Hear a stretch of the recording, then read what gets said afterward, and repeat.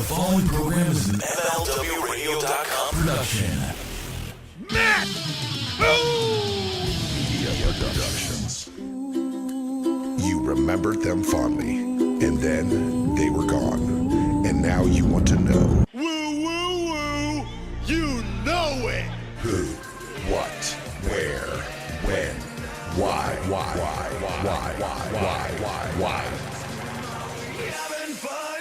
Why It Ended with Robbie E. and Matt Koon. Yo, what up, guys? Welcome back. Another week. Why It Ended. We're here. The Robert Strauss brand's here. I'm alive. Matt Koon Music. The sexy chocolatey voice himself is here. And bro, we had a great show with Simon Gotch last week, didn't we?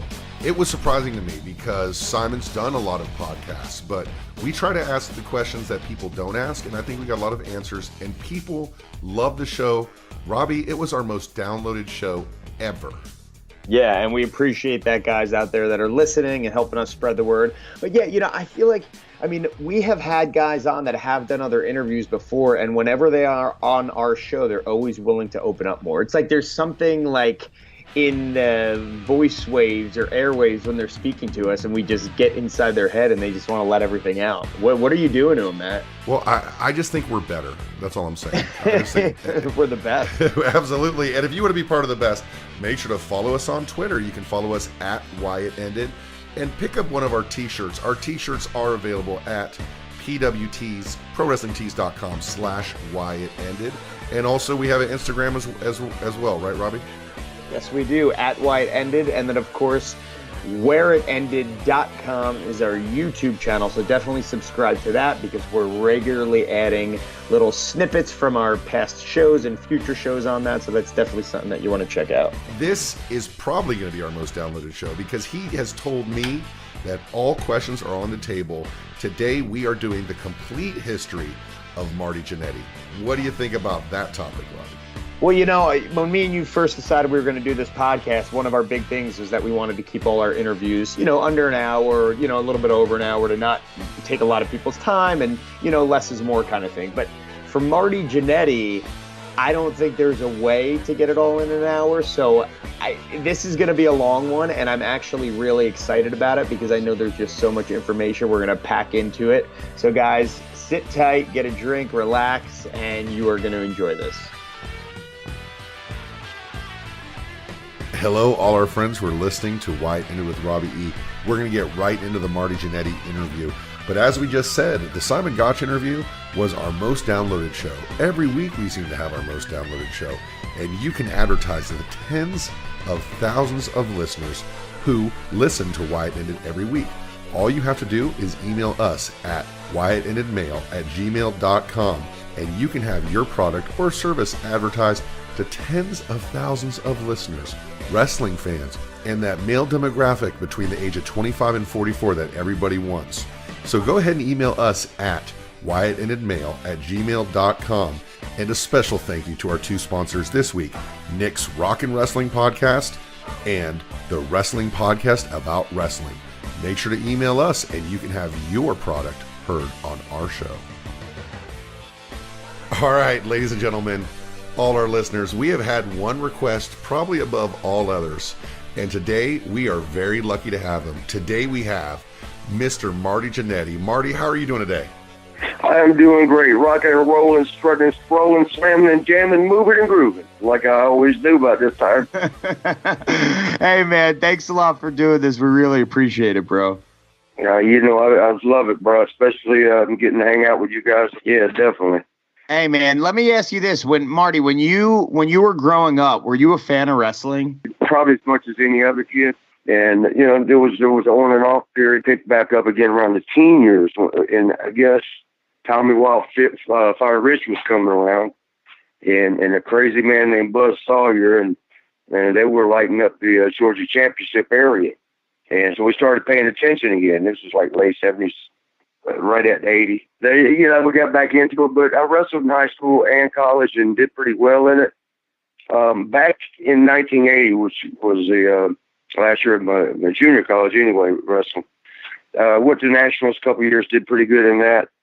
It was kind of looked at back then like, okay, because I had several people approach me, to want to train me for pro wrestling.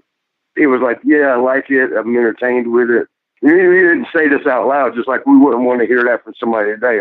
Hey, but I do the real thing. Who had approached you? There were several guys. One of them was a hometown boy named Eddie Mansfield, the Continental Lover. He was kicking ass all through the West, in California. And we had a guy named Jerry Oates in my hometown who wrestled mainly with Georgia Championship Wrestling. I mean, they call him Fast Eddie. He's quick on the draw, man, especially with the women. I don't know if that's where I learned it or what, but I appreciated him asking me, and I liked him, so, I was really not going to, I didn't know how to tell him, like, no, I really can't go that route, because, I'll do the collegiate style. It'd be almost the insult to me or all the other wrestlers that, now I'm doing this showbiz. Like I said, back then, it's way different than now. Kurt Angle really changed all that. Him, Shelton Benjamin, and Brock Lesnar, all the national champions and world champions that are making that transition have changed it to where now there is no pro wrestling collegiate style or that style of wrestling, Greco-Roman. I mean, you either go to this or you go get a job. Yeah. And that's kind of what made me, like, after I told Eddie, I said, nah, maybe later, not right now. That was the best way I could say it respectfully. But then that year I had to get a job that summer and drove a tractor trailer truck for North American Van Lines. I had to move furniture. I had to load up the truck. 20,000, 30,000 pounds of furniture, which takes about 4 hours, and then drive about 6 or 7 hours somewhere and unload it. Wow. And then either try to drive back, rest, or whatever. And I thought, hell, I might as well rest if I'm going to do all this. So that's when I went to Jerry Oates. And he was glad to train me. And, is that offer still available? Yeah, man. Hey, remember when I was making fun of y'all? Yeah. Can I be one of y'all now? Please. Your training obviously went well because you started wrestling for probably one of the dying territories at the time, which was Central States. Bulldog Bob Brown's territory was known as one of the lowest paying territories. Was that an area where you kind of starved when you worked there? I tell you what. When I worked for that van line, North American Van Lines, moving to furniture, 50 and 60-hour weeks to get what I was getting. Then I went out to Central Station and heard, I was told, don't expect to get a whole lot of money. Just go out there and learn. And I get my first paycheck, and I said, shit, I'm doing this forever. It was like more, not a whole lot more, but more money. And I'll tell you what, this is back in 1980, I think 4. And I had a $500 a week. I was only getting like $400 driving the truck 40, 50 hours a week. And I'm out playing around, having a good time. And the ladies come like extra, or perks of it. Marty, how and when did you first meet Shawn Michaels? Okay, so that was there in Central States. And I think Shawn, we started almost the same time. Because they said he's been wrestling 6 months. They were like, we got this new kid coming up from Texas. Like, well, who is this kid? And they said he was young. He was like 20, I think. I mean, we was only 24 ourselves, but this is for a 24-year-old, a 20-year-old's a kid. He's like, so who is this damn kid that they're talking up? We had to check it out. We were all excited. We got to see this new guy. For us, we wanted to make sure we were better than him. Yeah, of course. This filled up. So I think it was, Topeka, Wichita, Kansas, wherever it was, one of the Kansas cities. And that was to be his first night. We'd meet up with him there, invite him to ride with us and show him around. Everybody who's living in Kansas City, we'd take on those drives. We wouldn't have Wichita dressing room looking around. There would always be a new guy or two because they'd have extras. They called them something else back then. You know that. I hate that word. But they had extras, around. So we don't know what Shawn looks like. We've just been told this new kid coming. We're asking a couple of people, hey, Shawn Michaels, Shawn Michaels. Nobody knew. We went to this one dude in the back of the room. I mean, he was like to himself, quiet, shy. We were like, hey, man, do you know a guy named Shawn Michaels? He stood up. This is before he got to his wrestling gear. He stood up with his blue jeans pulled up under to his chest. They were one of the big Texas belt buckles. I mean, talk about young looking. He goes, I'm Shawn Michaels. It took all week me and Dave to do not to laugh, because we respected his bruiser monster guy or something. You know, we didn't know what to expect. But that was the initial meeting with Shawn. And there's other stories I can't tell you on here that happened shortly after that to bring him in, so let him know to relax and have fun. It has a lot to do with, again, I can't say that stuff, but women. Hey, you can say anything you want, bro. Yeah, I know. I'll get the repercussions later. We ain't trying to get you in trouble, Marty, but that team of Michaels and Jannetty, and I was a fan at the time. I was a kid at the time, and I was watching wrestling, and we started hearing about this team. You know, the two biggest teams at the time were, of course, the Midnight Express and the Rock and Roll Express. And you guys were patterned a lot of ways after the Rock and Roll Express, except you were younger, you were more athletic, you were a little bigger. Who came up with the Midnight Rockers idea, and how do you think that worked for you as you headed to the AWA? Well, I'll tell you exactly how it all happened. Shawn and I was hanging out and riding around, the three of us actually, we were like little three musketeers, me and Dave and Shawn. There was a tag match for TV taping in Kansas City, and one of the teams didn't show up. I want to say it was American Starship that did show up. They were like a heel team. It was Danny Spivey and Scott Hall. And my God, they were big. It was like 166, 300 pounds of muscle. I was about 6'8". They were about 275, a little thinner, but still monsters. American Starship, I think it was Dusty Rhodes that put them together. Yeah, one was American Starship Eagle. The other one was American Starship Coyote. Coyote, yeah. No wonder the other team didn't show up. Man, they were huge. We're in Central States where all littler guys are. Littler or overweight or older to the point where, but so they wanted to throw a team together for the TV tape and get those, do something with those guys. They just grabbed me and Shawn, just threw us out there and said, hey, man, can you just please go get a 6-minute match for these guys? So we're like, yeah, okay, shit. TV time, fine with us. As it was happening, now we're both 6 months in the business, thereabout, and we have not worked together. We rode together, done some Wild Women together, but we had not tag teams. Well, we did that, but I mean in the ring. See, now you're like, that. Yeah, I know, I'm going to get in trouble. But as I was watching him while he was in the ring, I'm thinking, like, okay, he should do this, he could do that, he could set this up. As I'm thinking that he's doing it, I was kind of amazed by it. Because when the match was over, I remember us walking to the back, and that tag was quite a few different people by that point, and I guess he had too. But he was actually the one to stop me. He goes, hey, man, he goes, did you feel that? And I'm like, what? He goes, something clicked there.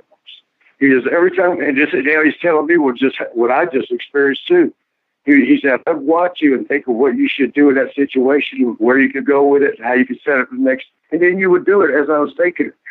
So, that's why I told him, same here. So, we something clicked with it. That's something you can't teach in schools. That's something this either happens or it don't. It's a chemistry that works. Yeah. And it's two guys that become one unit. That would just happen natural. You can work at things as a team and kind of get in sync, but you can't become a oneness like that.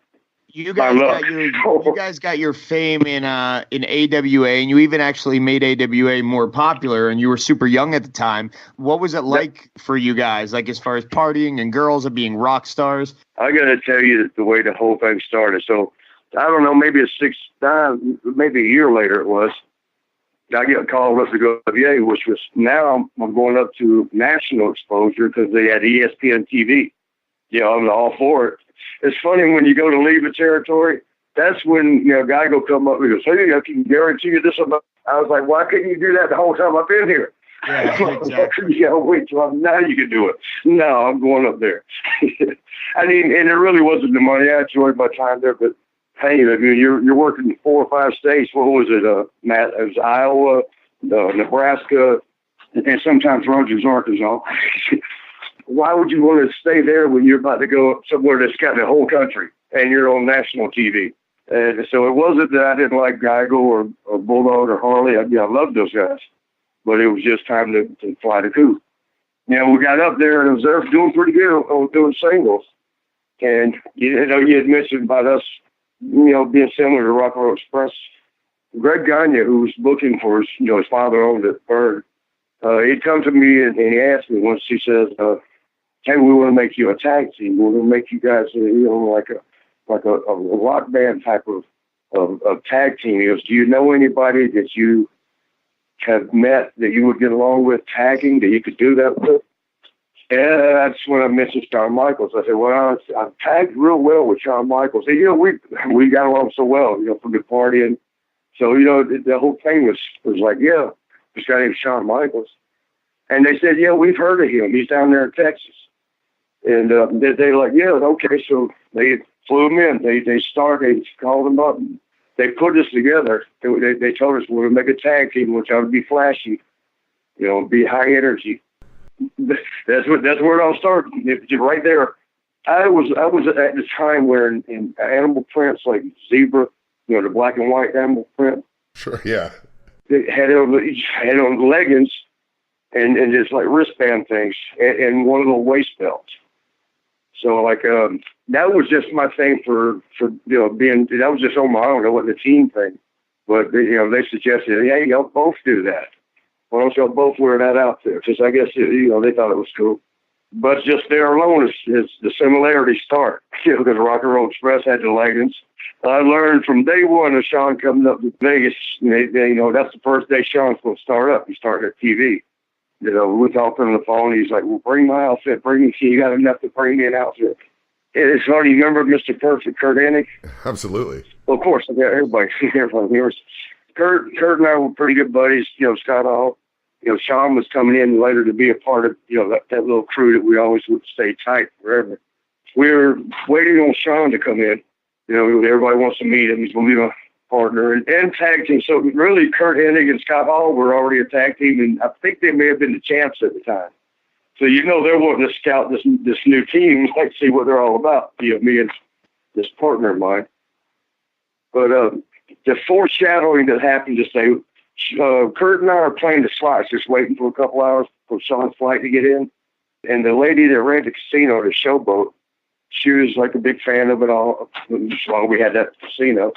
And she told us, she goes, don't tell nobody I told you this, but play the slot machines that are closest to the doors because they're set to hit more because they want to hear the people when they're coming in or leaving, they want to hear that ching, ching, ching, ching, you know, the change falling. So Kurt and I found a little corner, and we played on it for a couple hours. It stayed pretty even. I was on one side, he was on the other slot machine. And we hear this, hey, guys, here's Shawn. He shows up. He's there, and he's all excited. He's never been to Vegas. He's never been to a casino. He's only 21-ish or so at that time. First thing he wants to do is see the outfits. Hey, Ken, let me see the outfits. Let me see the outfits. So we go up to my room, and I got everything laid out on the bed. And it's like, how do I explain this? Remember that stuff that some guys would decorate their dashboards with way back in the day, that furry kind of material? Sure. Which that's what the zebra print stuff was. It was like that furry kind of stuff. And Shawn comes in and he looks, he just froze, his face dropped. He went from happy to froze. He goes, oh my God, I have to call my mother. And I'm not sure what the hell that was about, right? So he gets on the phone and he calls me, damn near in tears. He's like, Mom, he's got us wearing fur everywhere. I was like, oh. He hated it? Yeah, he was afraid of it. He didn't like it at all. He's like, no way, we can't wear this stuff. This belongs in Mexican cars. That was just his exact word. Yeah, he's a Texan boy, so I mean, my Hispanic friends don't get mad at me. I'm just repeating what he did. So after that little thing is done, we go back down, and he wants to know how to play. He's never been in a casino. We go back, and I get right back on the same machine I've been on for like 3 or 4 hours. Kurt's still over on his. He ain't moved. Shawn wanted to go ahead and play first. I walk over to see how Kurt's been doing, and I hear this ding, ding, ding, ding, ding, ding, ding, ding. Lights are flashing.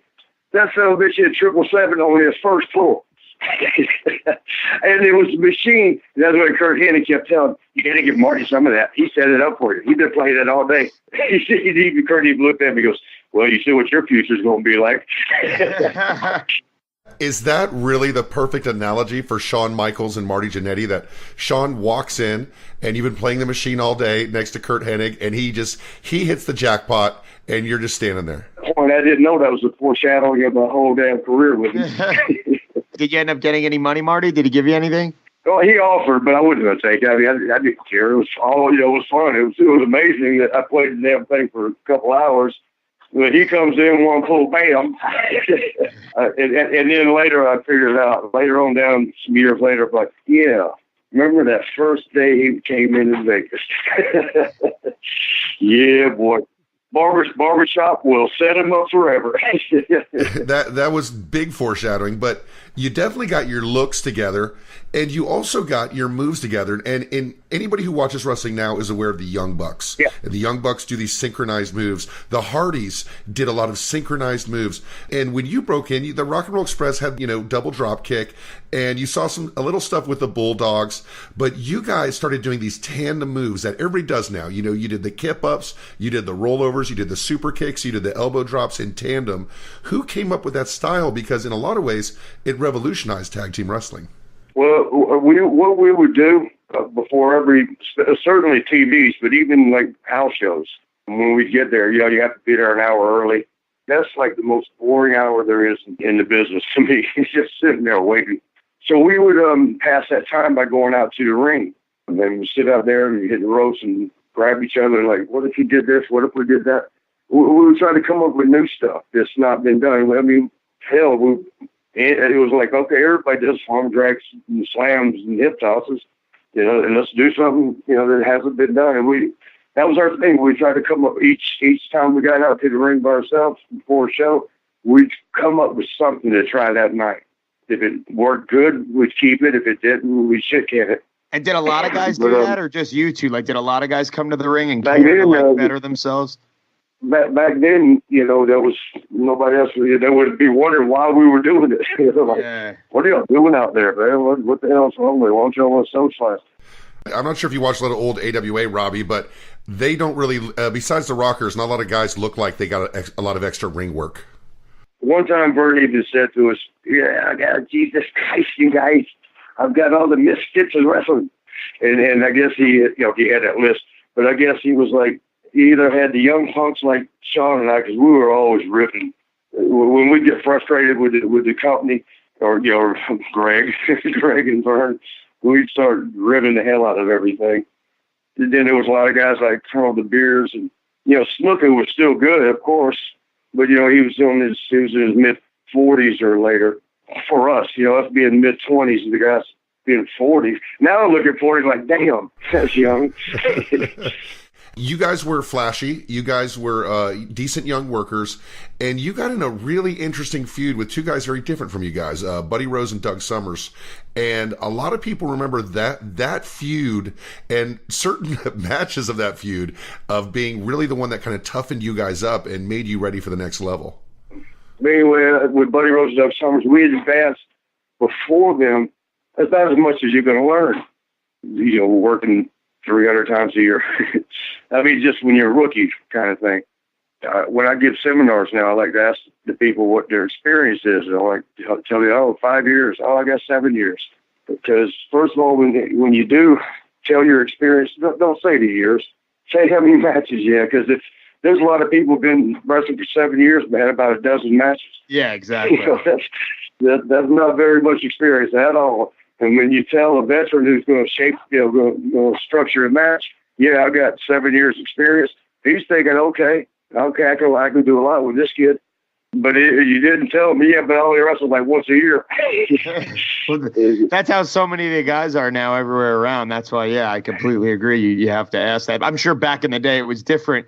If guys were wrestlers back in the day, you were wrestling pretty regularly, right? Oh, yeah. The guys that you're on the road 300 days a year with, it's going to be the same crew, Yeah. Just maybe 2 or 3 guys that are on one show, they're not on the next. What was your road to the WWF at the time? How did that come about? How did you guys first get the opportunity, you and Shawn, to go there? The whole thing with Buddy Rose and Doug Summers, that improved us so much at the tag team level because we learned more and more from those guys. And then the big blow-off, well, really it was. I mean, we won the title from couple weeks later was the blood match. Everybody kind of, even today, will remember that blood match because the four of us were bleeding like stuck pigs. Oh my God, you're right. Yeah, remember that? I think even the ref was bleeding. Oh, absolutely. It was a bloodbath. Buddy Rose is sorry ass, and rest in peace. That's one of my best friends. But we're all going to gig the hell out of it. We're all bleeding all over the place, and Buddy's not bleeding yet. And Shawn's mad. He's yelling, "You better start bleeding! You better start bleeding!" So I'm in the ring with Buddy. Marty, come here. And I get real close to him, and he takes his hand and rakes it across my face, gets the blood off me, and puts it on himself, on his own face. But yeah, that was a bloodbath that even though there'd been blood matches before, but to see four guys do that back then was different. And that was really when WWF, I guess, took a real look at, like, these guys are serious. They'll do anything to, that's what we want. Guys that committed. They started talking to us. Who did you talk to? Terry Garvin, because he was in Kansas City as a booker for a while, and so I met him. I knew him from there.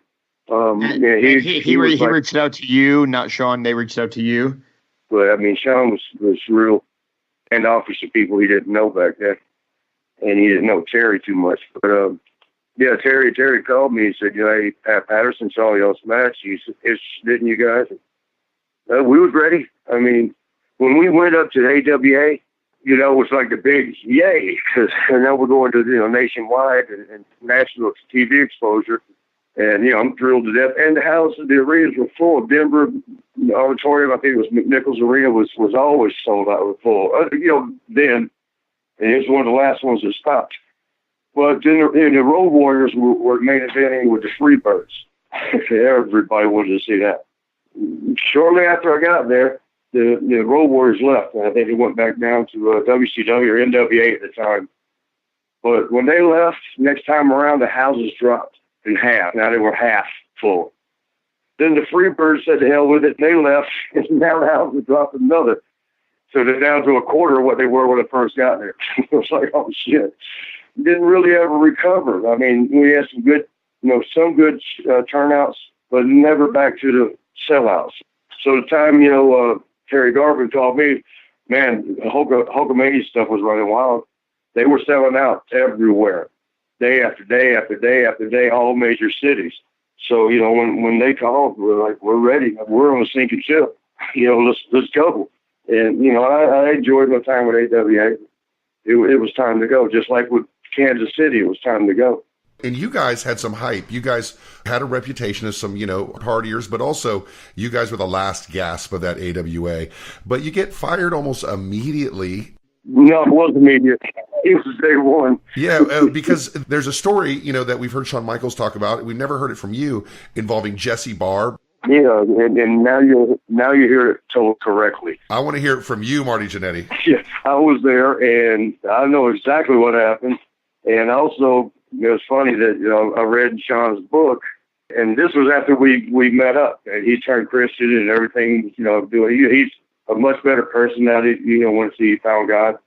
But I'll be damned if we didn't sit and talk about a few things. He said, "I want to make sure I get them right in my book now. If you seem to remember things different than me." And I thought about that because I remember what really happened. So what happened with you and Jesse Barr? That day, our first day, we walk in, big old place. The production scares the hell out of you. Even then, they had nothing like the pyros later on, but they had pyros. Man, we were just used to walking out in the casino and, loudspeakers playing music. This place did, those flashing lights, there were bombs going off, those people were rappelling down from the ceiling, and lights going up in the air. Well, holy shit. First people we see. You remember Big John Studd? Yep. Oh, absolutely. He was like 6'9", just a big dude, man. A lot of these guys we'd never seen in person. He was a monster. Holy shit, look how big he is. I think he went by first. He was the very first one we saw. Then one-man gang, before he became a king, one-man gang walks by. Damn, he's like 6'7", he's huge. He's like 350 pounds. Like, my God, they're monsters in person. And Hulk rolls by and he waves, "Hey, brothers." And he's like just bigger than life. Then King Kong Bundy, who's only like 6'4", 400 pounds, he walks by.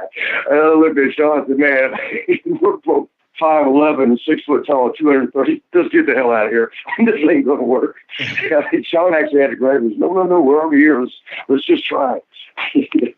But we were scared to death. And everybody went out to this bar and still kind of kept off to ourselves because we were scared. We were sitting there kind of by ourselves, enjoying looking and watching all the guys.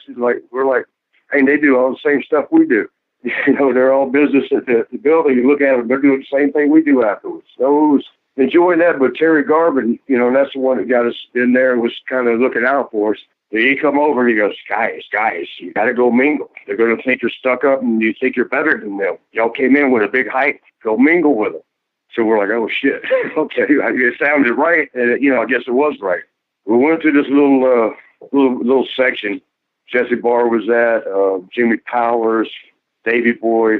I forgot, it was a couple other guys. But, you know, they welcomed us pretty good. And, you know, we were sitting there enjoying ourselves. And Jesse, I guess he had just went over the line. He had one too many, I guess. He turns towards Shawn and he goes, hey, I heard you punks are partiers. And, you know, Shawn's like, well, we do our share. And he goes, yeah, we'll do this. And he takes like a little bar glass, puts it in his teeth, and he breaks it. You know, it's just a bar trick. It ain't no big ass deal. It seems like he was making of it. Like, hey, I'm chewing glass, chewing no shit like that. But, you know, Shawn just looked at me, he looked at me. I'm trying not to laugh because I'm thinking it's silly.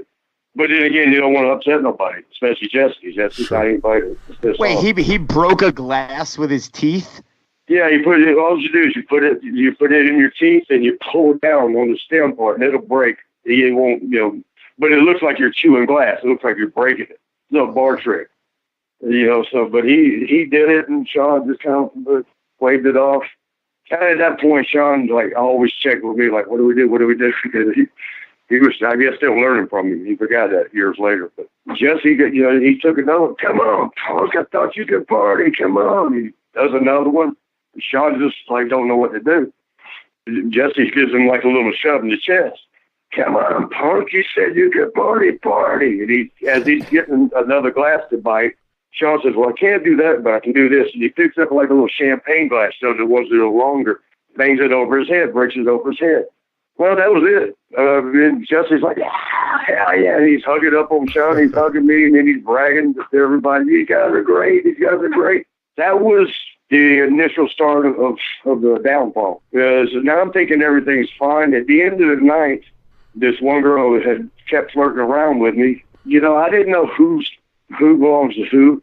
And Robbie, you know how that works. You know, every boy's got certain rats, as they call them. I hate to say that. This was a different time. She comes around and making it be known she wants to leave together. And she's wearing something, what would they call it, exotic as hell, provocative. Kids are hanging out the top, maybe the best way to say it. And, you know, she's like, hey, let's go. And it was right at closing time, so I was all for it. I told Shawn, I said, hey, I'll see you in the morning. I'm going to take off with her. So that was nothing new. You know, we do that all the time. But Jesse comes over and he goes, hey, hold on, let's go get something to eat at Denny's. I'm going to run up the stairs and get my wallet. So I'm thinking, oh, okay, shit. I mean, I didn't mind. But as he left, the girl was like, let's go. I said, well, we got to wait on Jesse. She goes, and that's when she poked her titties out. Her chest out. And she's like, do you want to stay here with him or do you want to go with me? Well, that was a pretty easy choice, right? So I went ahead and jumped in the car with her. And I'm thinking, I even felt, well, let me tell her. She goes, no, go now. We got to go this minute. I see what I didn't know, the reason she was doing all that, because she had been seeing him. She was his little groupie ass. And so she didn't want him going, her being around. I didn't know that till later. You know, the next day at TV, at the catering, we're here, oh, man, what did y'all do? What y'all do last night? Why'd y'all piss Jesse off? And I'm like, well, what are you talking about? And I'm still hungover a little bit, so I'm not completely, you know, comprehending, like, what's he? We were all happy last night. What do you mean he's pissed? You know, Jesse made some shit up. I just told y'all what really happened. Here's what Jesse went and told all the boys. And this, remember now, we were young guys coming in, and the guys that are already there felt like threatened, like we just knew these new kids coming in here with all this hype. Jesse said the most perfect thing to make everybody hate us. He went around and told it, those fucking punks. And what they did, I was at the limo driver. I had him going to take us up to get something to eat. And they wouldn't said, oh, no, he's a jobber. We're the stars. We don't ride with him. Well, that was never said. But it was the perfect thing for him to say to make everybody like, believe it. Yeah, exactly. Yeah, looked at us. Then here comes Jesse. Here he comes. You couldn't time me no better. I'm sitting there saying that didn't happen. And he comes right up to me and gets right in my face. I mean, we're chest to chest.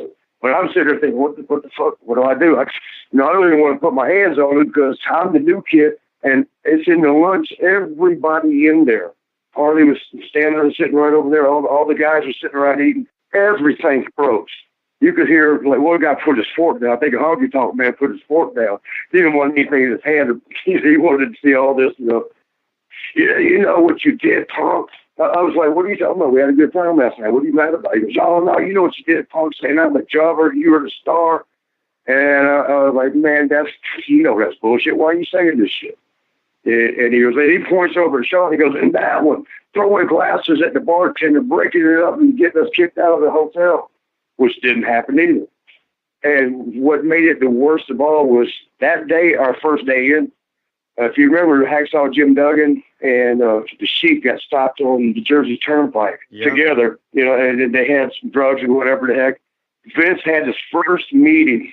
They said that was the first time he ever met with all the boys and started talking about professionalism and the business has changed and we're going to be as big as the NFL. And, the business is no longer a six-pack and a blowjob. We're going to be wearing suits. We're going to be doing, he's just talking about professionalism that day. So that night, these two new young punks are supposed to be breaking up a bar and doing all this crazy shit. It didn't look too good for us. They made an example out of you. Yeah. And you know what? You couldn't, again, the bad luck couldn't be any worse. Jesse, he comes by later. We're sitting there we don't know what to tell him, because everybody's looking at us like Greg Valentine and Don Baraka. They're looking at us like they want to kill us. I'm like wanting to say, hell, hey, it's not true. It's not true. But Shawn's like, just don't say nothing. Don't say nothing. Just be quiet. I thought, okay, yeah, because I'm scared to death right now. Look at everybody's looking at us like they're wolves. They want to kill us. They eat us. And that night, later, Jesse walks by. He goes, that's all right, punks. I'll get you tonight. We got a match together. Son of a bitch, if they didn't have us working with Jesse and I think one of the conquistadors. And that was going to be our first match. That's the one we have to do good in because we didn't have one the first night. And so Shawn got panicked and ran up to Chief Strongbow and said, hey, this guy's going to try to mess up our match because, the Chief pulled Jesse Barr over and talked to him. And he said, no. And Jesse was all polite. No, I'll be professional in the ring. We went out and had a great match. Everything was good. But when it was over, we're coming to the back. Vince came over, shook our hands. Great match. Great match. He goes, you guys got to watch the party in a little bit. I'd like to see you in the office next week. And we're like, oh, shit. Is that good? Is that bad? We got to go to his office, being fresh in there. So it was like 3 days later, we had to go see him. Terry Garvin called me. He goes, Marty, just yes, sir, or no, sir. Don't say anything else when you see that. And I'm like, is this a bad meeting? He goes, it's not good. We flew in. We paid our own flight, everything. And back then that was hard, honestly. We didn't have much money. But we sat there in his office, 9 a.m. He comes in around 9:15. Shawn's got his snakeskin boots crossed. We're sitting on the waiting couch. First thing Vince walks in and says, those are nice boots. Shawn says, oh, thank you so much. He goes, they're made for walking, And we're like, oh, sure. He's like, no, just joking. Come inside. And then he pretty much fired us.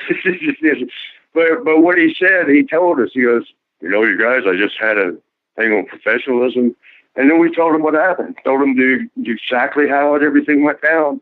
And he said that, well, maybe I'll just give y'all a little time off then. And we'll try again, maybe 6 months, maybe a year. And we're thinking, no, we're ready now. No. And he goes, look, I'm going to be honest with you. The boys don't want you here. And if the boys don't want you here, trust me, you don't want to be here. I thought that was just an excuse to say, look, no, I'm letting you go. Later on, as I got more time in the business, I found out he was right. They would have ribbed us bad ribs right out of the damn business. because I've seen him do it to so many other guys. But that is what actually happened that first day. You know, I don't know how Shawn's told it or shoot interviews, but the way he made it sound in his book was like, well, I tried to get Marty to do this. I implored. I know that he had to have a ghostwriter because I've never heard him use that word. I implored Marty. I was like, come on, man. You didn't implore shit. I don't even know what that word means. The first time I read it, I found no, Shawn didn't say it. Hey, real quick, I know we're going to get into your second run that happened shortly thereafter, but you had a relationship with Terry Garvin, and we've heard a lot about Terry Garvin. Was there anything strange or unusual you ever encountered working with Terry Garvin?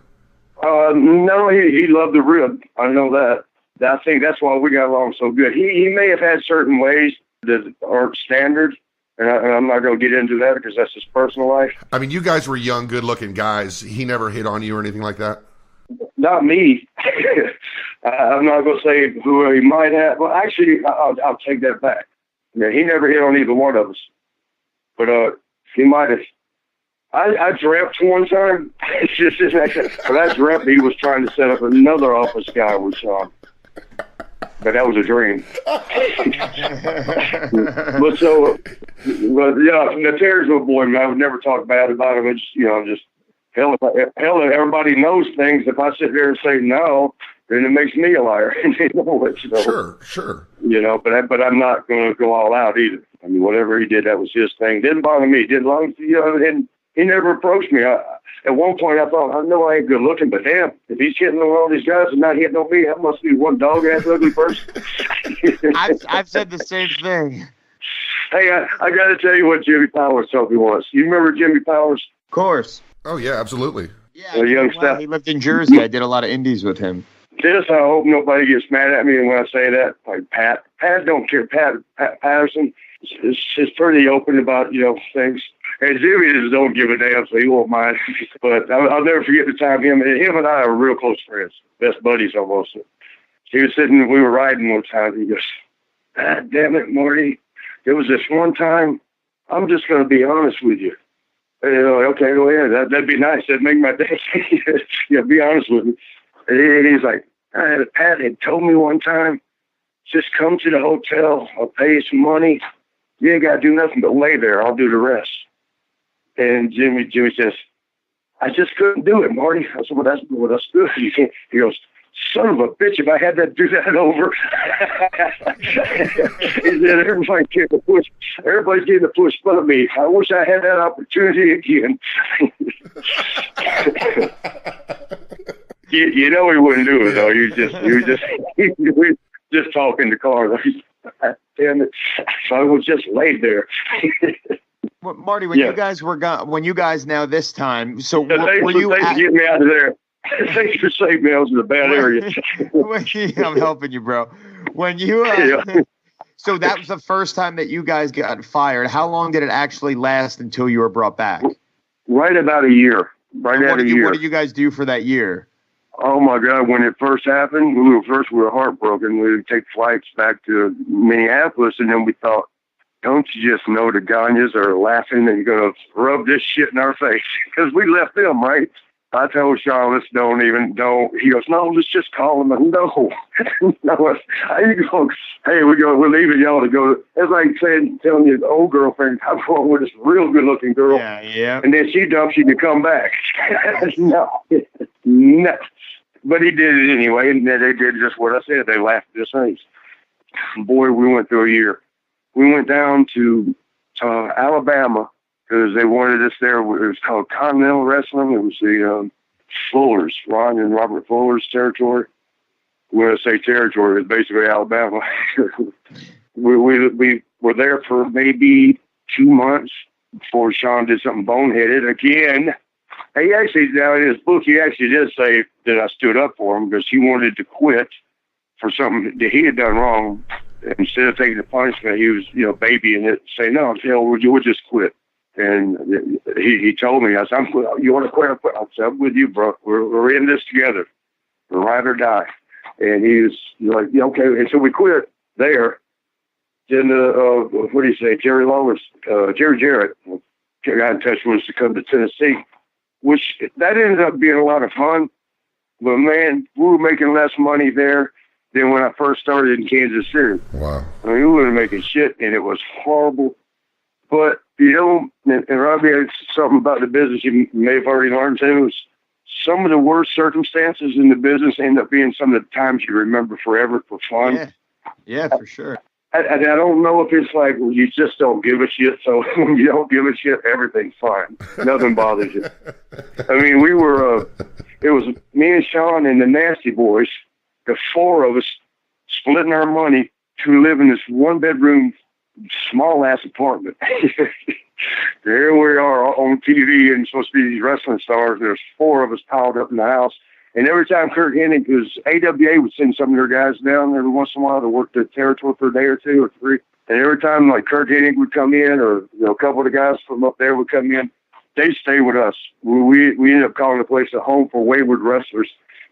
So we'd have 5 or 6 guys in the same house in the weekend. And this is when everybody was partying way above the top.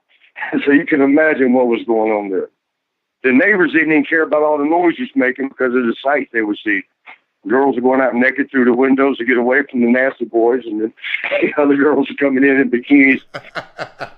We was there for a while, but they made us their champions, and then AWA came.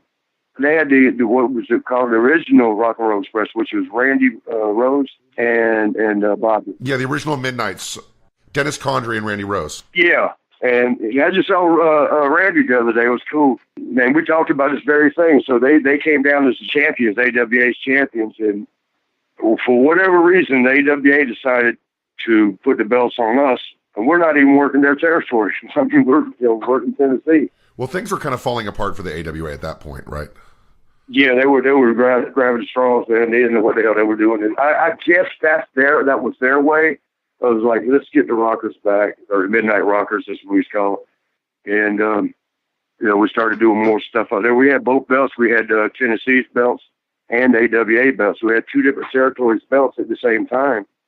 They started doing a lot of stuff with us in AWA. We were like back in, doing the regular loop. Kind of screwed us around again, whereas we were back and we were like, Terry Garvin let it be known. He said, look, man, I think you guys would be welcome back if you want to come back now. But I was getting a lot of talk, like these guys, they got in trouble with WWF, that they now are holding belts all over the country, different organizations' belts. So we asked for a guarantee from the Gagnes, which they said they would do. They just said we hadn't agreed on an amount. And that was like what I'd learned from Kansas City. Remember leaving there, I got offered finally a guarantee as I'm already saying goodbye. So I figured, well, this time use that to, experience to advantage. And tell them, look, you want to give us a guarantee, we'll stay, otherwise we're gone. They told us, yeah, they'll give us that. Then the TV taping, they had us, all of our leverage was about to be gone. We were the champs. And at the booking meeting, they wanted us to drop the belts to Bad Company, which was Paul Diamond and Pat Tanaka. Great team together, great. Man, we had great matches with them. Not just as Orient Express, but there when they were Bad Company. Great matches. Wouldn't mind to dropping the belts to anybody, really. That's never been about that, especially not our friends, though. So, and this again would be Shawn not just about to agree to it, and I'm nudging like, no, we can't negotiate with him, a price if we ain't got any leverage. If we drop the belts, we got nothing. I was like, we need to talk. And Greg Gagne was the one. He was like, well, what is it? I said, well, and everybody was in the room. I didn't figure who wanted the other guy. Paul and Pat were in the room. A couple other the boys were in the room. Wahoo McDaniels, which he was booking, so it was all right for him. But I didn't think they wanted to talk about what they were guaranteeing us in front of the other guys, because then they're going to say, well, wait a minute, what about us? So that's why I kept saying, well, shouldn't we talk in private? Shouldn't we talk in private? And Greg says, no, you can say anything here. I said, well, what about the guarantee? How much did you decide it's going to be, y'all going to guarantee us? Now, all the other boys in the room, their ears did perk up on that. Like, what? Y'all getting guarantees? And Greg says, oh, we've decided against it. I said, oh, okay. I said, well, we'll make an executive decision here in a minute. And I got Shawn, pulled him out of the chair, so let's go talk. And we left the room, and that's when I called Terry Garvin and said, hey, is that offer still good? And he goes, certainly. He goes, you guys, I'll give you a call back. I'll tell Debs you guys are ready. So, went back. He said, sure, that offer's all good. Just lay on the bed. I'll do all the work. Yeah, that was for Jimmy Powers. That's right. That was Jimmy Powers. And we went ahead and dropped the belts there and took off to WWF. When I think it was like following TV taping. Now that you're back at WWF, I know that this run is where you guys had that match where you won the titles, but the rope broke during the match and it kind of didn't go the way they wanted, and then it ended up not getting aired, and it was like it never happened and you never won the titles, right? Yeah, it was. I heard different stories. Some of them I'm not going to say, but because they're in that personal or private life, but it didn't involve any of the boys. It was NBC guys and WWF guys, production guys. So we'll just put it that way. Did you guys get the blame for that? They blamed you for a bad match or something like that? No. No, what happened was a 2-out-3 fall match, and during the second fall, and this was NBC. They were doing Saturday night main event, Saturday main event. What they did was a one day was actually live, but on this one it was the taped one. So during the match, the second fall, whoever won the first fall, I think we won the first fall. They won the second fall. And that being the one the rope broke during. And, then we won the third fall. They had fixed the rope for the third fall, but they gave us the belts. They announced it. Everything was good. We went on the road and defended the belts 3 times because that was like Saturday. It was Sunday and a Monday, or 2 times. I'm sorry. It was 3 shows. So it was a double shot. We did Dallas and Corpus Christi on the same day in Houston. So we defended the belts 3 times. And then that Monday, our first day off, we got a couple of days off before the next long tour. Vince calls me. There's other things Shawn would always want to talk about. Well, Marty was never good at stuff like that. Hell, I was the one that did everything. Shawn didn't take over for his career till after the Barbershop. I probably could have got his ass for him. He kind of positions you as the leader of the Rockers as far as the moves you make and the things you do. I think you get credit for that. Yeah, some of the times, some of the stuff I've seen he says and does, it's funny because I'm be doing my own book's gonna be coming out hopefully soon. I've been saying that for over a year now, but there's still some rebuttals, and it's not out of like spite or vengeance. It's just like, hey, let me tell you what the truth is, because in his book, the first one, the second one was more about religion. The first one was the one where, hell, I don't even gotta tell anybody, different. Look in this book, I can tell the pages. Look at the book, whatever number, I have to go refresh it. He said one thing one way, like Marty never handled all that. That was when it was in his benefit. Then later in the book, he talks about, well, Marty handled all the business stuff when it looked like it was bad for him. Okay, it can't be both ways, can it? Did he not handle all the shit, or did he handle all the shit? It's funny when it was good stuff. I didn't handle that. When it was bad shit, Marty handled that. That sounds right. How did you guys take it when you were told, nah, you guys are not the champ? Sorry, guys. It's not going to happen right now. Well, Vince called me. He called me and said, we're going to change some things up. We heard there was some things that went on this past weekend. As soon as he said that, I already knew. It was over. Yeah, and I already knew what he was talking about. But he didn't blame it on that. Then he goes, quite frankly, we're just going to take the belts off you guys right now. I'm like, we just defended. What are we going to tell everybody? And what happens next week when it shows on TV? He goes, well, the NBC don't want to show that. They said it just doesn't make for good TV because of the rope breaking. So that's like, I'm the one that had to call Shawn and tell him. Then he's cussing at me like, no, you tell him this, you tell him that. No, why don't you call him? You tell him that. and then just stories changed too over the years. Because then somebody, I'm hearing, whatever reason it happened, Jim Amble was quitting, so they ended up giving the belts back so he wouldn't quit. I don't believe that story at all because there's 2 things that were believable, and that was the rope being broke. Maybe NBC didn't think that was good TV, or it was what happened that weekend after we got the championship belts and went, those 3 cities I told you, Corpus Christi, Dallas, Houston. Some things happened, and a lot of fingers pointed towards the Rockers. Hey guys, thank you so much for supporting our podcast and listening to great interviews such as the Marty Jannetty one you're listening to right now. But we like to support other podcasts too, right, Robbie? Yeah, and Nick's Rock and Wrestling podcast is one of the hottest growing podcasts focusing on rock talk and pro wrestling. Matt, did you know that? I did, because being someone who's into pro wrestling and also someone who has played a lot of rock, I'm going to be a guest on an upcoming episode of Nick's Rock and Wrestling podcast. Now, Nick brings you the biggest guests from the rock world, independent professional wrestling, and stars of yesteryears. The Rock and Wrestling podcast will blow your mind sky high with the best interviews and guests in the game. Yeah, so definitely subscribe to it, and you can find it on iTunes. That's Nick's Rock and Wrestling podcast. Go ahead and give it a listen. Can you speak in general about what might have happened that weekend? Not what might have happened, what did happen. Some crazy biker guy that had escaped from jail was on the plane giving shit to all the wrestlers. So the Rockers did their tag team shit. Somehow they ended up getting shit on the guy, actual shit. One of them went in the bathroom, shit on the paper towel, and the other one put it on the back of the guy's seat, while the other was talking to him in front, getting him squirm around and getting shit all over his shirt. Now, he was drunk and belligerent and cussing all the wrestlers, and so even the boys were happy. They saw what was going on. They're like, yeah, get him, Rockers, get him. I mean, even the stewardess were telling the guy, please be quiet. He came on drunk as hell. Normally, they won't let you on, not now anyway, they don't let you on the plane when you're that obviously hammered. They let him on, and just mostly the wrestlers and the big old guys. Either he recognized somebody or heard them was wrestlers, or I don't know.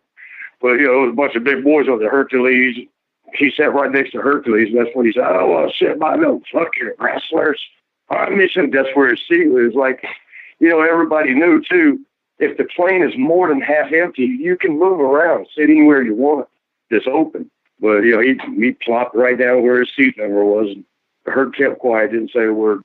He went to the back. He walked up to the front of the plane, and he had shit, a turd stuck on the back and smeared where, like, whoever it was that was talking to him was getting to turn left and right. He was just grinding that shit in his shirt. There was a curly hair that wasn't even his. He was almost bald. It was hanging off of one of the turds on the back of his shirt. And as he's walking up the aisle, I guess he's going, as he's walking up the aisle to get another drink or whatever he was doing, every time he'd pass a row of people, they'd bust out laughing because you see this shit with a hair, curly hair hanging off of him on his shirt. Matt, has anyone ever put shit on you, Matt? No, Be honest. Luckily for me, I've never been a wrestler, so no one's ever shit in my bag or put shit in my hair or put shit on my bag. Someone could still shit on you without you being a wrestler. No, it's just wrestlers, dude. I'm sorry. It's just a wrestler thing, dude. When I was a regular person before I was a wrestler, well, I didn't shit on nobody, though. Never mind. But let me tell you where all the bad came out of that, though. So this dude, he didn't figure, he was looking back, wondering why everybody's laughing at him. He went in the bathroom. He's in there for a minute. He comes out, and he was a big dude himself. He's probably about 6'3", 6'4". But he comes out with his shirt balled up. He's got no shirt on now. He's walking through the plane. He's tatted from belly. He's full of sleeves. He's covered in tats. He takes his shirt and throws it in the seat. And he turns and looks around at who all he thought was the wrestlers, I guess. Nobody shits on me. I got me a 9mm underneath the plane. I got me 9 bullets. I'm going to kill me 9 wrestlers. They could go shit on me. Now everybody's gotten dead ass quiet. Everybody's laughing. It's like hell. And now this is happening. And especially Shawn, I think, oh no. Come on, man. This had to happen. And as it turned out, this guy he had escaped jail. He was like one of the top wanted in the country. But he had escaped jail. He was the leader of a biker gang there in Corpus Christi. And I'll get to that. But as far as on the plane now, I mean, the stewardess are panicking. They're telling him, sit down, please sit down. You just please, we'll raise. They're doing anything to get him to calm down. And he just sat in his chair. He kept doing it. I mean, it was only a 30-minute flight. Half of it was, 9 bullets gonna kill me, 9 wrestlers. And he turns and looks at her and goes, that's you, big boy. And now we're thinking Herc's will snap this guy's neck, Hercules. And Herc just, he's like, where I'm from, we don't shit our pants and shit all over ourselves just over a little bit of Jack Daniels. He got really pissed off. He goes, nobody shits on me. And Paul Roman goes, well, the WWF just did. He gets fucking mad as hell. He's having to say, well, when we land, all those threats he was making with the plane, I guess that's a federal offense. And police were waiting. They asked Paul Roman, because Paul and Herc were sitting right together. They asked him about it. They said, do you want to have him arrested for making the threats? Paul even went and said, no, he's just drunk. I mean, if he has a gun and all that, yeah, maybe we should do that. So they went to baggage claim, and sure enough, that brother had a gun, a 9mm, and it was loaded. Wow. And he didn't claim it. You're supposed to claim that stuff on the flights. Could have went crazy and killed somebody. Yeah, probably as drunk as the way he was acting. It could have been the Rockers shit on somebody and everybody died. Yeah. That's what we were thinking. When he started all that, we were like, God damn, man, come on. But that night in this is when we knew it was going to be bad. After we're gone to our hotels, checked in, done all our shit, now we get to the arena. Okay, that's in the past now. Now we got to start new troubles, right? We got more ribs to play. George Animal's still, guys, I'm going to tell you something. Tonight, on the way to the ring, it's real low. And we're like, what? I don't know what happened on the plane with who did it. I don't need to know. But the guy's leader of a biker gang here in Corpus Christi, and they're going to be here tonight. Shots might be fired. Oh, no. And that were really thick. I mean, all the boys, because everybody was on the plane knew what the hell he was talking about. So, I mean, this would have been something I think Rick Martel was actually looking up. He was creeping and looking up in the stands and shit, like going through the ring.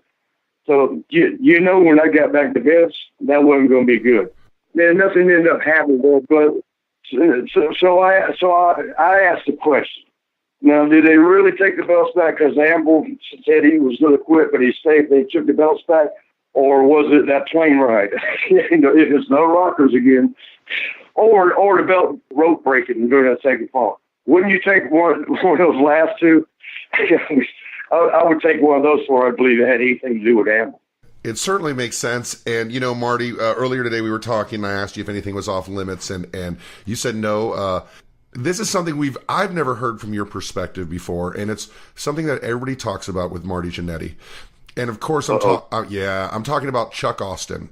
Glad you brought that up. Yeah, and it's time for you to clear the air, because for those that don't know, this is we had D'Lo Brown on the show, and D'Lo Brown had an accident with, of course, Draws. And this is a different situation. You had an untrained, inexperienced guy in the ring with you. You told him, according to court documents, how to take the rocket dropper, which is like the famouser.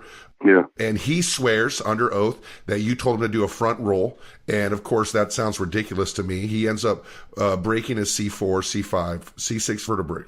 As Randy Savage used to say all the time to me, because him and I were good friends, I'm glad you brought that up. And then he'd tell you. And he actually got a $26.7 million settlement for the WWE, of which you were responsible for $1 million of it. $500,000. $500,000 of it. It cost me $500,000. Yeah, I'm not good at math because I was in the courtroom when they came out and read out the numbers, and he got $24 million for his part. His wife got $4 million, so now we're up to 28. The two kids got $1 million apiece, so that's 30. So where they came up with that 26 point whatever, and what the jury had to do was find, when they deliberated, they had to find out the degree of negligence or who was negligent. WWE, if any, what percentage? Chuck Austin, if any, what percentage? Marty Jannetty, what percentage? Then if they found anybody was negligent, then how much do you award him? I'll say this is in my opinion, but my opinion is probably right. This whole case was bought off. And anybody that knows anything about math will, just from the way this happened, it was too obvious. We'll just go with the numbers. We won't even talk about the stuff our lawyers did that didn't make sense. They had 12 people had to deliberate and figure out percentages of negligence for Chuck Austin, for me, for WWE. Yeah. They had you demonstrate the move in the courtroom on mats, didn't they? Yeah, and it was, what's his name? Dean Malenko. Yeah, Dean Malenko. And we did it. It wouldn't let us show it being done right. And there's 100 or more on TV tapings. I mean, that was the only time it was done wrong. It was like they would not let the jury who knew nothing about wrestling, they would not let them see it done right, but they let them see it done wrong. Now, if you're the 12 people in the jury box and you've never seen or you don't know much about wrestling or anything about wrestling, and you see the way that happened, I mean, I watched their faces when they showed it, and every round they showed it again. Every one of them's faces were cringing because it was ugly. There were people in the back who thought he was dead, right? No, Joey Morella, who was the referee of the match. Yeah, Joey's always joking around, kidding. Nobody knew he was really that hurt at first. I was the first one to come back and say, I think he may be hurt. Joey, they're looking at the face, say, yeah, he's still out there. And Joey goes, yeah, did you hear the way he landed? It sounded like a 2x4 snapping. But then he's laughing. He's just joking. It kind of ripping up on me a little bit. Right. But then when he found out it was serious, he came over and apologized. I didn't mean that. But somebody from his camp, somebody from Chuck Austin's team, heard it and told it to the attorneys, and then it got stated as facts. Whereas a doctor can tell you, you're not going to hear a neck snap. You're not going to hear not going to hear it. It happens. You don't hear it like a damn 2x4. How much money did he actually get? I know. I just know what he got from me. He was suing for $10 million. You always sue for more than you expect to get.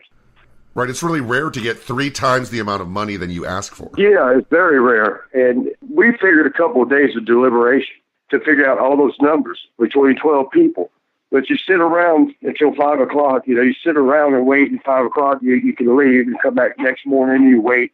We weren't in the lunchroom 20 minutes, and they done not even 20, 15 minutes maybe. And they came in and said, okay, the jury's ready. Wow. Now, we all look at each other like, wow, because the only way they could be that quick is to say, Chuck screwed up. Right. Nobody's responsible. That's the only way, if you said a big zero, the 12 people could be ready with all those numbers that quick. When we go back in and sit there, and it is spread out. We find WWE 90% negligent. We find Chuck Austin 5%, Marty Jannetty 5%. I'm pissed off because I wouldn't exit at all. With that, they started reading the numbers. We find for Chuck Austin $24 million. When they said that, I'm stunned enough that I jumped out of my chair. If it wasn't, my lawyers are grabbing me, pulling me down. No, we'll appeal. Shut up. Don't say that. Then they said $4 million for her, $1 million each for kids. I'm sitting there thinking, well, what does this mean? And the one, we had like 3 or 4 attorneys, and the one says, he goes, well, it means they're going to want you to pay 5% of the judgment, which at that time was $30 million to me. So 5% of that, that's quite a bit, $1.5 million or something like that, whatever it was. We appeal, you get 3 appeals. The first appeal was denied. The second appeal was denied. On the third one, my attorneys called me, said, we're going to settle with the insurance company. We're going to give them $10 million, which was the number they started with, remember? And they said, we need you to sign off.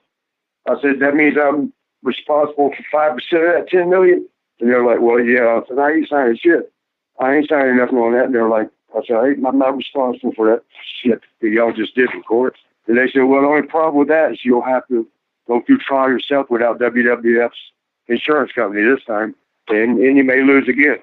I said, well, I'll take that chance. I ain't signing. And I never did sign anything. Ended up getting that money got taken out of my account straight out. They don't even, after a while, they don't ask you anything. The only thing I was left with is Florida, this thing called the Homestead Act. You can't lose your house in a lawsuit. And that was the only thing I had left. You actually had to pay all that money?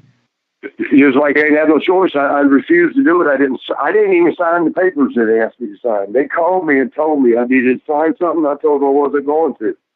That was the last I even heard about it, other than all of a sudden my money's disappearing for a judgment. It must have devastated you financially. Like that must have been just devastating. Quite a bit. I only had like 300-something thousand in cash between checking and savings. I didn't really have any invested money because I never trusted doing that. But so it put me on broke, and never really fully recovered to what I once had from that. There's all these news people started showing up at my house in Orlando, like Entertainment Tonight, I think it was. Several of those people kept showing up at the door wanting to do interviews. I was told not to. Shawn actually, here's my boy Shawn again. Boy, I love him. He called me that same day that they started showing up. He calls me, and he's moved to San Antonio. He goes, Marty, the guys are wanting interviews from us. They've been over here to me, and I'm sure they'll be over there to you. The attorneys told us just to say no comment because it'll mess up some appeals. And so I said, okay.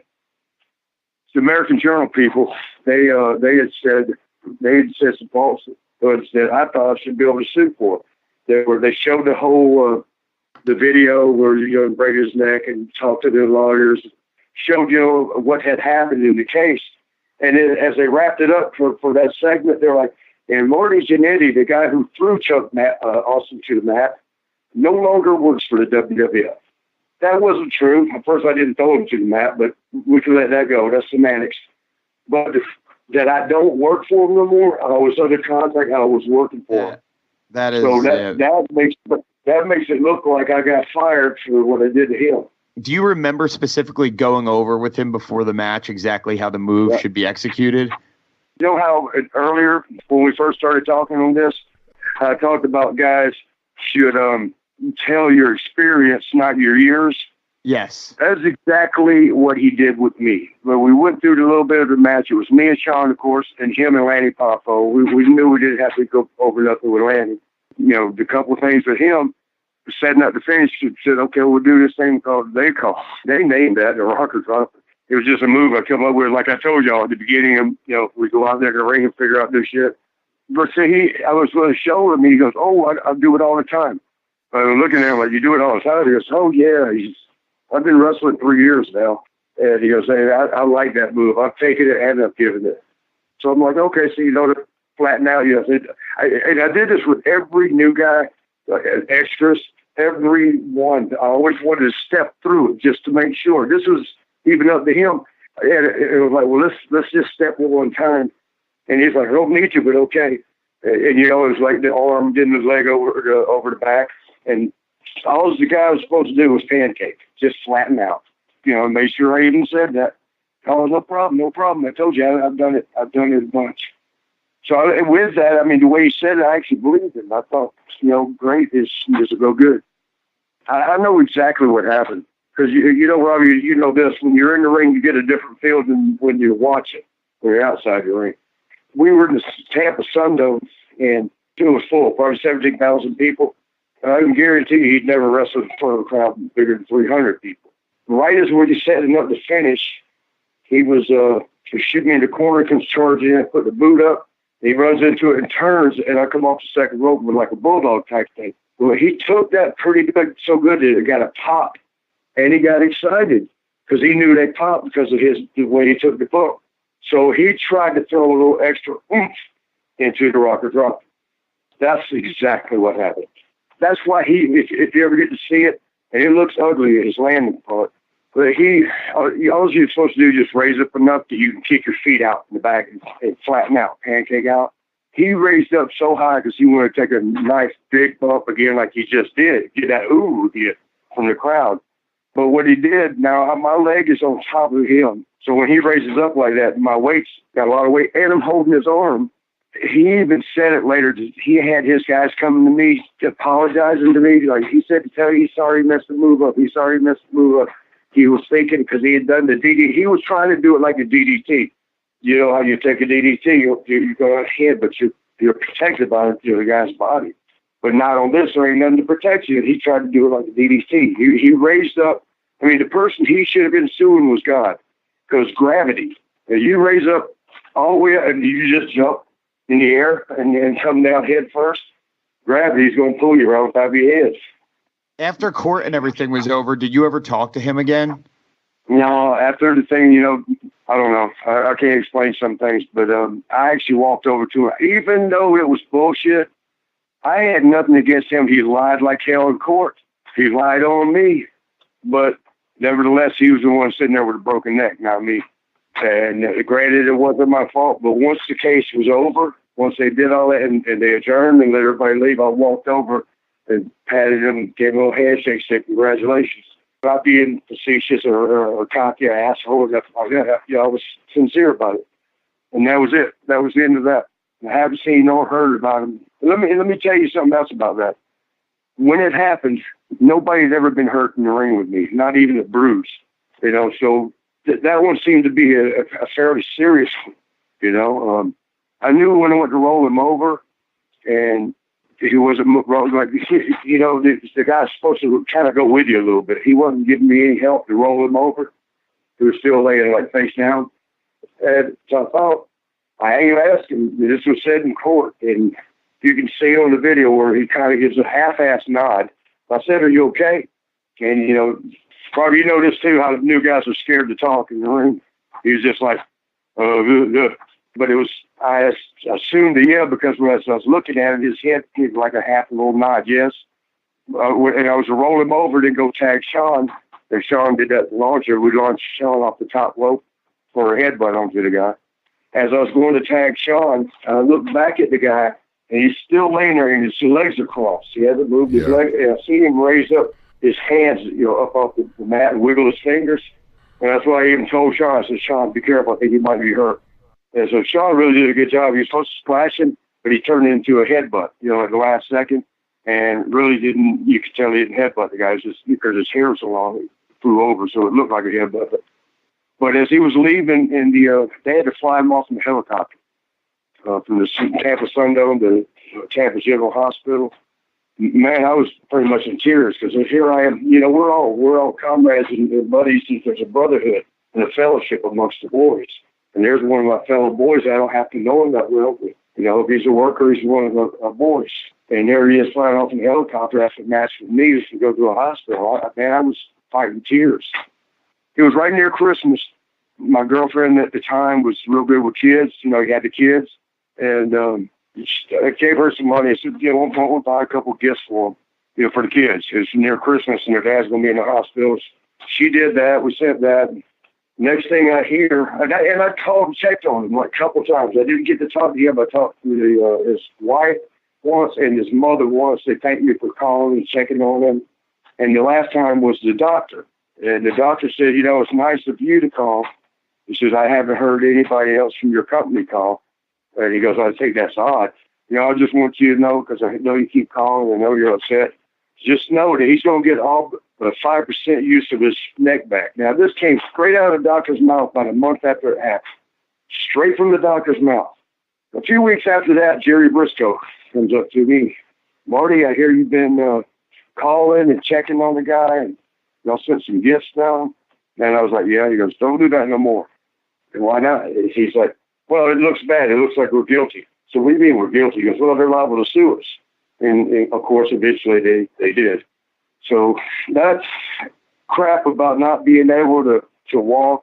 Let me say this too. 6 months after it happened, he was on this miracle healer named Benny Hinn, that goofball that walks by you, he waves his hands, your polio's gone or whatever the hell. He went on Benny Hinn? Yeah. Who's got proven many times to be a phony. This Chuck Austin's on the Benny Hinn show. And Chuck comes up there stiff-legged. He lets go of his crutches. He's got two guys by him. And he walks like 3 or 4 steps stiff-legged. But still is walking with nobody holding him and no crutches. Benny's like, "What's your story?" He goes, "They broke my neck in WWF." And Benny Hinn, being Shelby, "Oh, don't tell me that stuff ain't real. They broke your neck." And here he starts with his lies. Yeah, the doctor said I'd never walk again. That ain't what the doctor said. He'd already told me. 5% use of it is always going to lose. Now, that was 6 months afterwards. He's walking stiff-legged. 3 years later in court, he's on them crutches, and they're claiming that he's lost ability to get to the bathroom when he's got shit and piss. And as they were even saying that, he's like, "I got to go right now." As a matter of fact, he tries to get up and just does a little stumbling act. That's the only thing my attorneys did right. They said, "Oh, if it's going to be like this, let's keep it out of the courtroom." It was all just a big show. I mean, there was no reason at all for that case to have happened. He signed a waiver. This is what I asked our attorneys. I said, "How is that in court at all when he signed a waiver and said in case of injury, he held nobody at WWE responsible?" our attorney's answer to the first day was, we don't know that either. That's why I looked at Shawn and said, this is bullshit. What's the point of that paperwork? Well, the next day, we demanded an answer. I told Shawn, I said, we're getting hustled out here. And Shawn's like, don't say nothing, don't make a man. It's like, look, bro, we're getting ripped here. And so he said, we need to know that. I mean, if you're going to defend us in court, but you don't even know why this paper don't work. So the next morning, you always meet up with the attorneys in their office. They're like, well, what has been said, the judge said the word injury, it's worded like in case of injury. It held nobody responsible at WWF, not the wrestlers, not the company, not the personnel, nobody at WWF. Says they decided the word injury was too vague. What? What's broken neck's pretty much an injury, ain't it? How the hell is the word injury too vague? It all come down to assumption of risk. If you're signing a waiver, doesn't that let you know there must be a little bit of danger to this? That was the first day that I knew we were getting screwed. The next day was my aunt brought me that video where he was walking because she was very religious. And she goes, Marty, is it this? And just like day 3 of the trial, it was a 7-day trial. Day 3 of the trial, she brings this, says, isn't this the guy that you're in court with? I look at the tape, oh my God, we got him. He just pulled that shit about getting up and falling down in the court because he had to go to the bathroom. So I was like, oh my God, we got it. I couldn't wait to get that to the attorneys. Because I got it to them, they looked at it, and they were happy fits. Oh my God, look at his wife. She's got bleach blonde hair. They got her to darken her hair and look all homely and all that. All the crap they do in court, I was getting to see it firsthand. We meet up that next morning with them to hand the tape back. It was like the VHS. Back this in '94, right? He hands the tape back to me. And I'm like, oh, you want me to present it? I was all scared. Like, oh, I thought you could do this. I'll do it, though. He goes, oh, no, we're not going to use it. Now, Shawn and I both couldn't even speak for a minute, other than what? Why? What do you mean? And their answer to that was, it's of religious material. It might offend the jury. Oh, my God. That's when I knew we were fault. I knew the whole case was fault. All it was, and it is, in my opinion, make sure I throw that in there, it's just typical of the American justice and legal system. It ain't about who's got, the money is who's got the money, how can we get it? It ain't about right or wrong.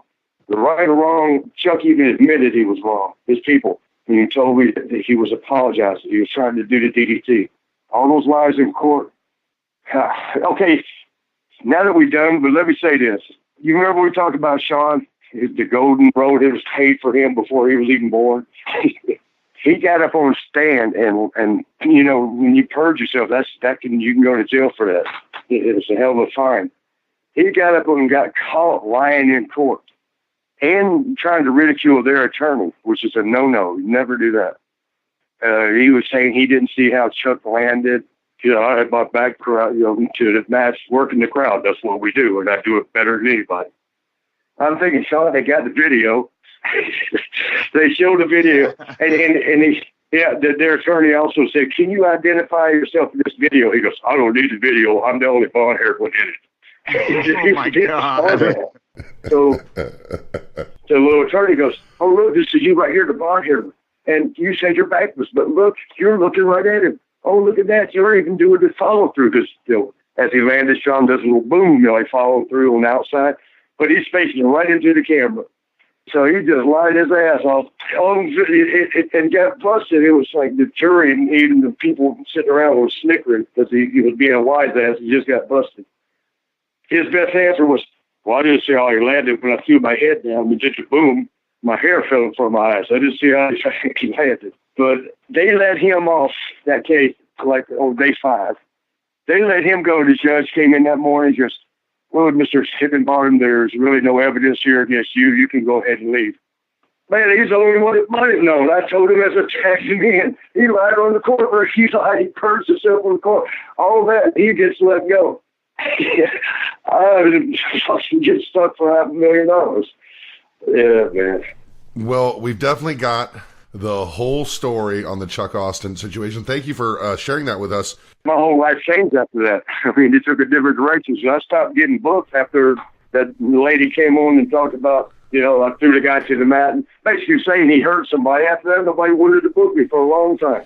We definitely need the whole story, and we can leave this serious subject and get to more wrestling politics bullshit, if you don't mind, because this is stuff everybody wants to know, like myself as a fan want to know.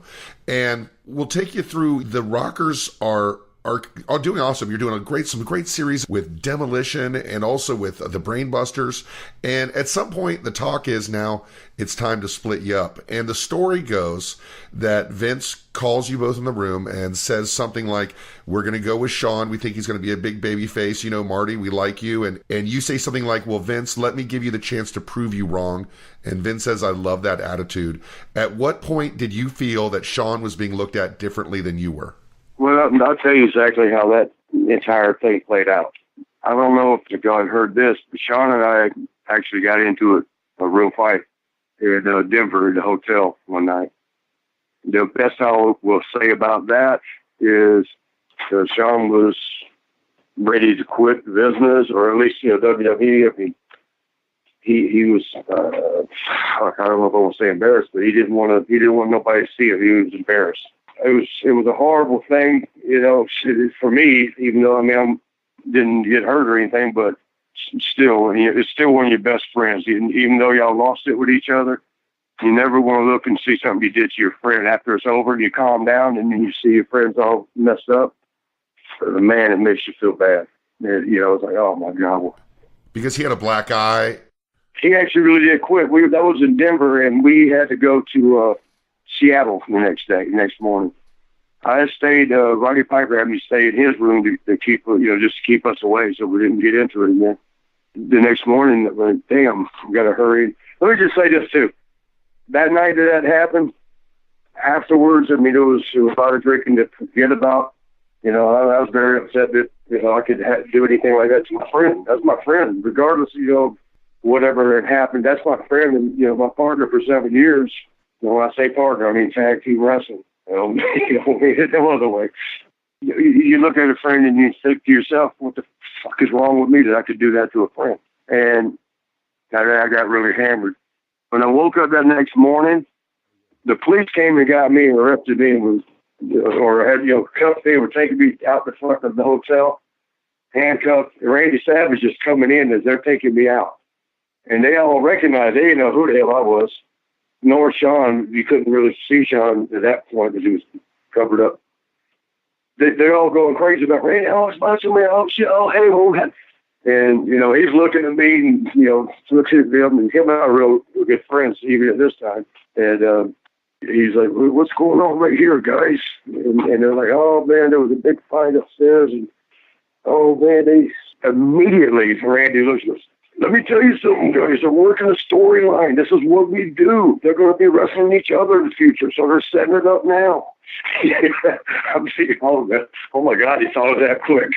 And they're like, well, no, because they said they pointed at the front of my pants, had blood on each, a lot of blood on each side. They were like, look at all that blood on him. And Randy goes, blood capsules, brothers, haven't you heard? And they're like, I don't know. The other guy's looking pretty rough up there. And Randy's like, oh, man, we know how to do this. And so they were asking for autographs. He goes, I'll tell you what, I'll sign all the autographs you want if you let my buddy go. So they said, yeah. And they would, if they had to come back, they had to arrest me. That's awesome. And they let me go and he signed all the autographs. And we're walking to the elevators real quietly, side by side. He looks over and goes, brother, what the hell is going on? And so Roddy Piper came and met up, and we all had some drinks. And next thing I know, I wake up, and they're laying next to me in this big bed, king-size bed, is what I'm thinking, this has got to be the ugliest girl I've ever woke up next to. I look even closer to Roddy Piper. He got me to he got me to stay in there just to keep Shawn away, so nothing else would pop off. But I looked at the time. I go, oh shit! And I woke Roddy up and said, "Gotta go, man. Look at the time." He's like, "Oh shit, we overslept." I run to the room, our room, and get Shawn. He's like, "Come on, man, we're late." And he's underneath the sheets. He wouldn't even come out from under the sheets. He's like, "I quit." You go ahead, I quit. And I'm like, oh, man, forget about yesterday. That was yesterday. Come on, brother. Today's the day. Let's go. Let's go. We got to be in Seattle. He said, I fucking told you. I've already called Vince. I quit. I don't know if he's taking it serious, but we got to get that flight, and he ain't moving. He's not coming up under the covers. It's Halliburton, is all the guys were doing at that time, is open, not packed. So I started even packing his bag for him. Said, come on, man, I'm packing your bag. Come on, we got to go. Forget about yesterday. I remember each show, you know how Undertaker does that sit-up? You know, when he's dead in the ring, and then he sits up. Sure, like, sure. oh, shit, here he comes. It was sort of like that. He was under the covers, and he sits up, pulls the sheet down, and he goes, how am I supposed to go to work looking like this? That's when I almost threw up. Because now you can see it better because it was not covered in blood. And it was gross. And I think I almost threw up seeing that. And I didn't know what to do. I mean, I tried to go over and hug him, you know, and get him to, I was going to tell him, like, if you don't go today, I won't go either, kind of thing. Hell, when I got close to him, he swung a damn line carafe at me. And they got him missing and tore my head off. So I was like, well, fuck it then. I turned around, got my shit, and went to Seattle. He didn't go. And then 2 days later, we were in Phoenix, Arizona for TV taping, and we had to meet with Vince. And it basically came down to Vince saying, you know, for us guys to make up. And we had to hug right there in front of him and, you know, said everything's fine, we'll go on. And I meant it, but I don't think Shawn ever meant it again, because nothing was ever the same after that. Yeah, it was like the beginning of the end. Later on, then obviously, eventually it led to the whole barbershop angle. And like when you went into that, did you know what the end result was going to be? Like, did you know it was going to turn out the way it did? Like, what was the original plan for you after the barbershop? What set the barbershop up, actually, was we had talked to Vince like 1 week prior to his commercial shoot in Atlanta. It was the end of the tour. Shawn had not even been on the road. They flew him up from Tampa to Atlanta to shoot the commercial. Shane Douglas was filling in for Shawn, as you know, for going around with me tagging, but he was filling in for Shawn, which was a great time, 3-4 weeks with him. Shane's a great guy. But it was the end of the tour, so I flew into Atlanta. Shawn flew up from Tampa. He was still living there. And we were doing a commercial shoot. It was Superstar cereal. I guess it came out in the Northeast. It didn't come out everywhere. But we had just talked to Vince, but we didn't ask like to be given money. We just asked, what could we do? We wanted to be a bigger part of the company. We wanted to make more money. What could we do? And Vince actually stood up and shook both our hands. He goes, you just did it. So we're thinking, okay, good. We leave that meeting all feeling good, like we're going to get, you know, a better role now in the business. The first thing that happens to that commercial, we'd already done a couple commercials, you know, speaking parts. And back then, after a couple of free ones, you have to sign a SAG card if you got 3 words or more, Screen Actors Guild. And they don't know to kayfabe all to everybody's paydays. They give you a sheet of paper to sign. So the people in charge didn't know which there was Road Warriors were there. What would they call it? Natural disasters, typhoon, and earthquake. They were there as far as the tag teams. And there was, you know, Sid Vicious and I forget who else on the singles. But it was about 8 or 10 of us, 12 of us there. They give us these sheets of paper and say, find yours and sign it. You know, me and Shawn sitting there, we found ours, and we're getting $5,000 each for this. Basically, we didn't do nothing. We said 3 words on the commercial. But Shawn's like, wait a minute. And he's looking at everybody else's. He goes, why are they getting $10,000? I looked and I said, well, they're singles. He goes, no, this is Road Warriors. No, this is Earthquake. They're all getting $10,000. We're getting the lowest on here. This is bullshit. We just talked to bullshit. And he threw a little temper tantrum, and really shouldn't be telling all this, but I mean, it's in my book, and he told it wrong in his book. And this is one of the things we talked about that one day he wanted to get right. But anyway, he said, let's quit. And again, as had always been my story with him, we'll ride and die together. Shawn's like, I'm serious, this is bullshit. We just talked to him, and he said, here's his first chance to prove it. It's bullshit, let's quit. So I said, I'll go call him right now. And went straight to the payphone and called him. And Pat Patterson, actually, I got him on the phone. I called WWF office to get Pat Patterson. I said, hey, man, how you doing, Pat? I need to talk to Vince. And he said, Marty, Vince is busy right now. what could I help you? I said, we just want to quit. We just want to go through the right channels to put in we're finished. Oh, Jesus Christ, hold on, Marty. Then you got Vince right on there.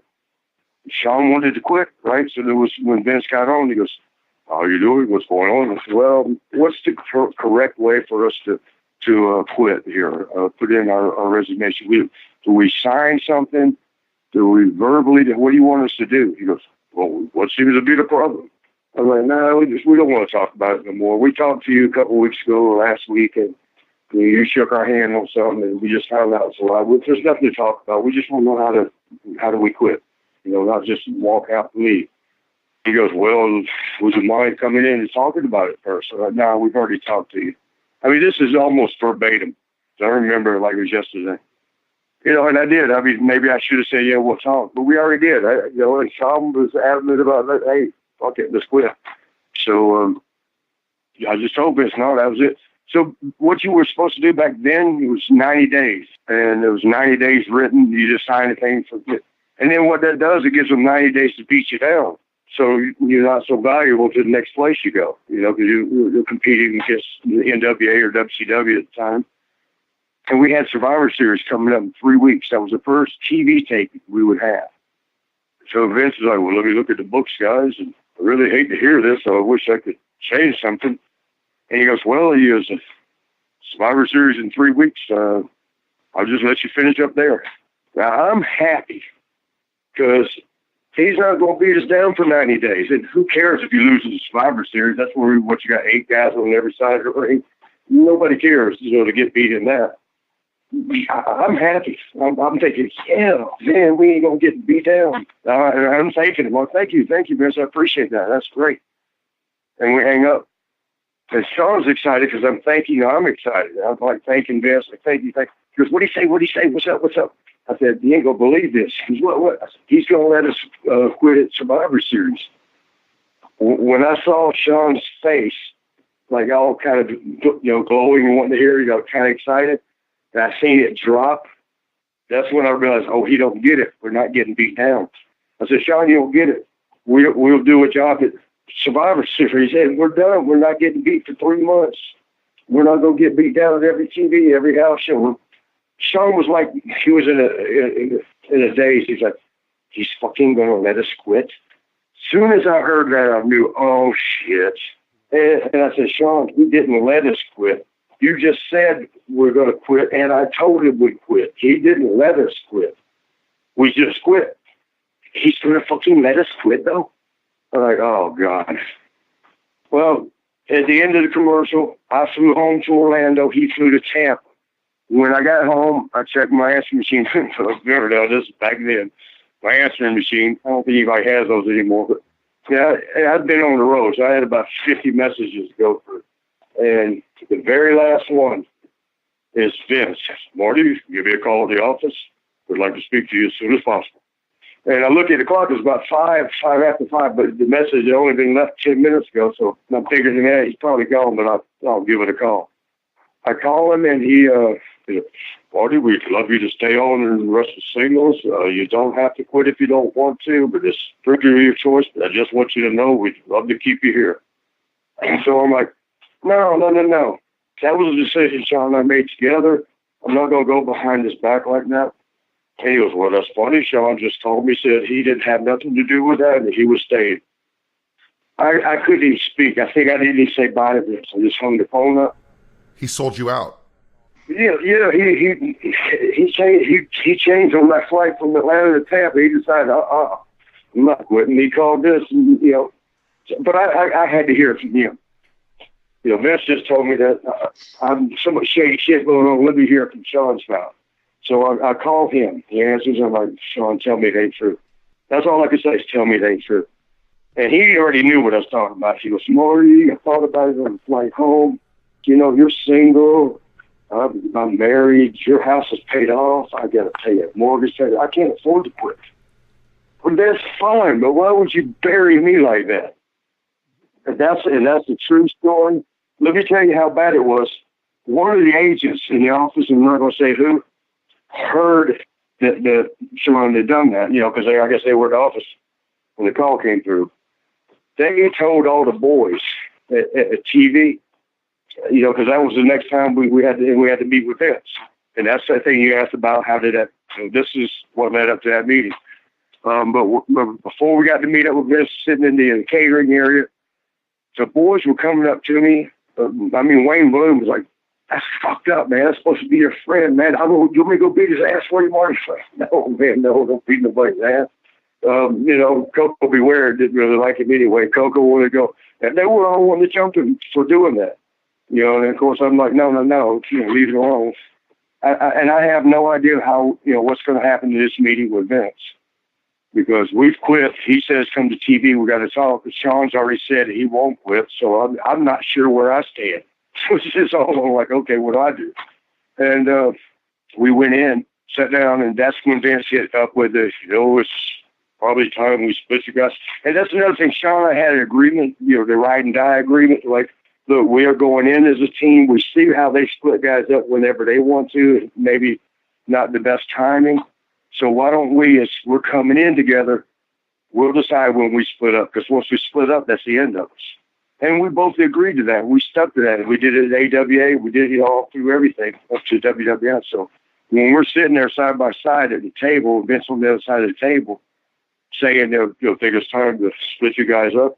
And I'm like, well, that's something that Shawn and I probably would like to talk about, first. Shawn goes, I'm good with it. Just like that. And I'm like, okay, I guess it's okay. Well, what else can I say? Damn. And so Vince says, well, I'd like to keep you here, Marty. And what we want to do is we'd like to get Shawn over. We see superstar in him and don't think anybody can get him up higher than you. And I'm like, oh, okay. And this is what I'm thinking inside. Like, I'm good with that. But it brought out my next question.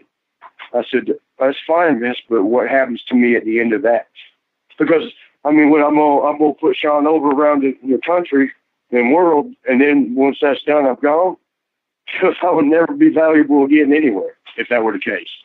So that's why I asked him, so what happens to me? He goes, well, that'll be determined by you. I said, no, not really. Who's got the pencil?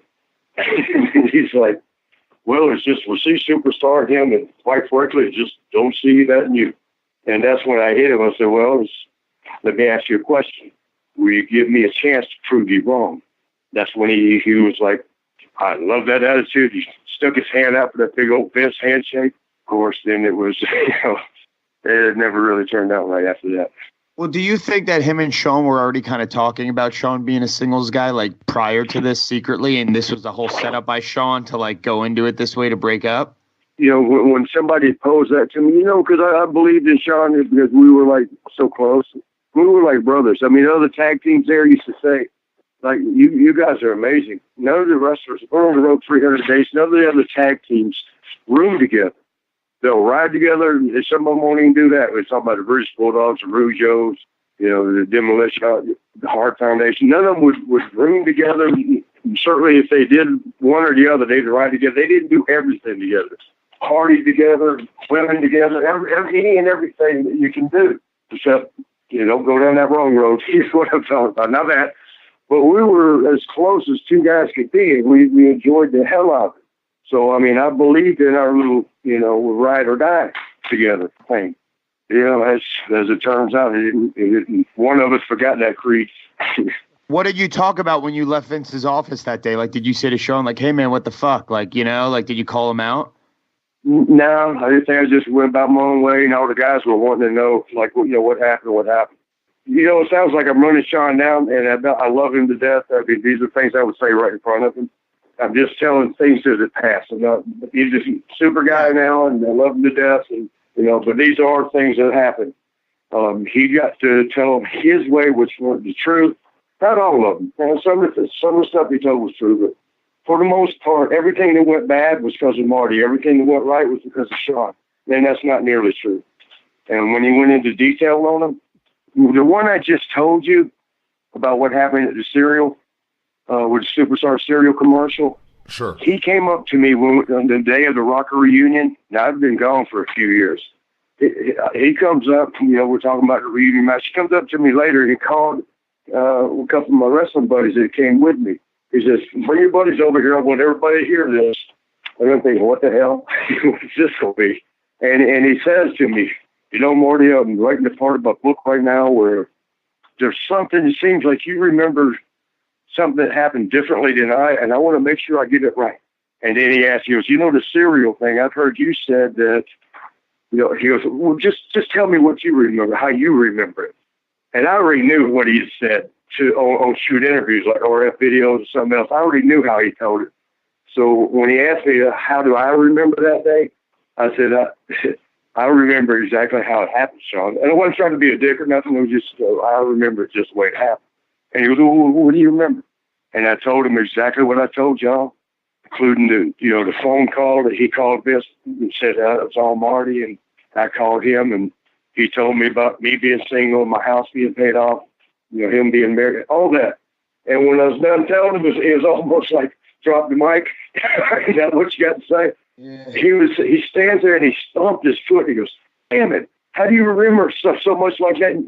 I swear you did more drugs than I did. And he kind of stormed off, but like a plane stormed off. But, you know, he was a little frustrated because he's the one that called my friends around so that they would hear that. So that's why I say I got witnesses that he heard that before he wrote it in his book. And that was his comment. How do you remember shit better than me? You did more drugs than I did. And he had a little fit. Yeah, and then so when his book comes out 4 months later, guess how he put it in? Yep. Hey, Robbie, you're a wrestler, and I'm just a fan. And I love listening to podcasts by other fans. And I'd like everybody to give a listen to the Wrestling Podcast About Wrestling. It's a wrestling podcast for fans and by fans. And they try to come from a different angle each week with wrestling and try to incorporate facets of the wrestling business, from reviewing old pay-per-views to chatting New Japan Wrestling, Ring of Honor, and the WWE. So go ahead and check them out. It's called the Wrestling Podcast About Wrestling. You can find it on all your podcast providers. Go ahead and do a search or go to the Wide-Ended Twitter, and we'll go ahead and put a link up to it right away.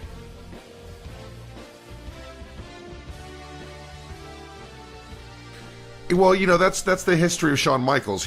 Even then he was politically minded. I guess that was the beginning of him being so good politically, and maybe you not being that great politically. And a great example maybe of that is after the Barbershop, they pulled you out of the Royal Rumble. They said, we want to sell this injury. And then you guys were set up for a big match at WrestleMania, which would have been big business, except you had gotten a situation with a police officer where you were under house arrest, and then you were released in March of 1992. How big of a blow do you think that was to your career? How would have things been different? Because you would have had that match with Shawn at WrestleMania as the big match after the Barbershop, right? Well, yeah, I mean, and you know, the Barbershop's still considered one of the biggest storyline angle things that have ever happened. And so the follow-up was going to be even better. But it got interrupted not once, but several times. And finally, it just went a different direction after the second and third time. Yeah, it was nothing was ever the same.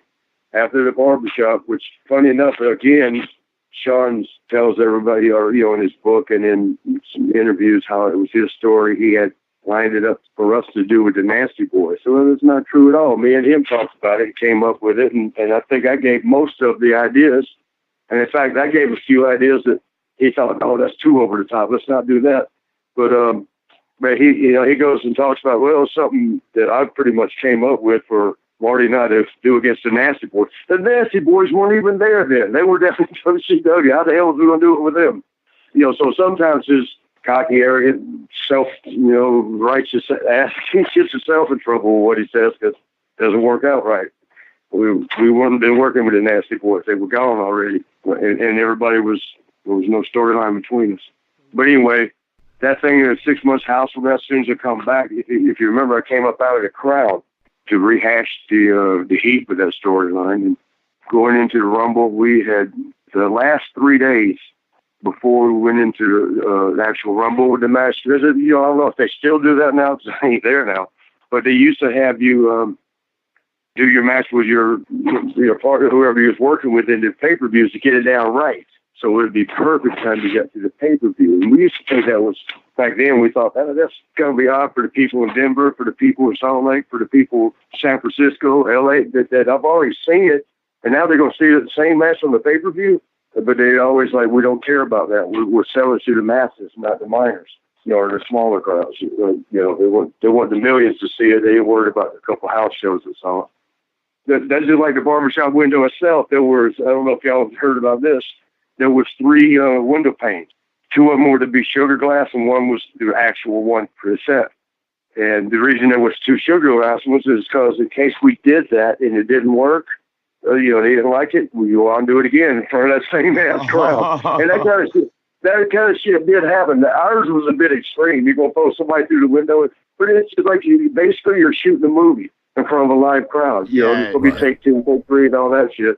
Evidently, we did it pretty good. They liked what the first take was.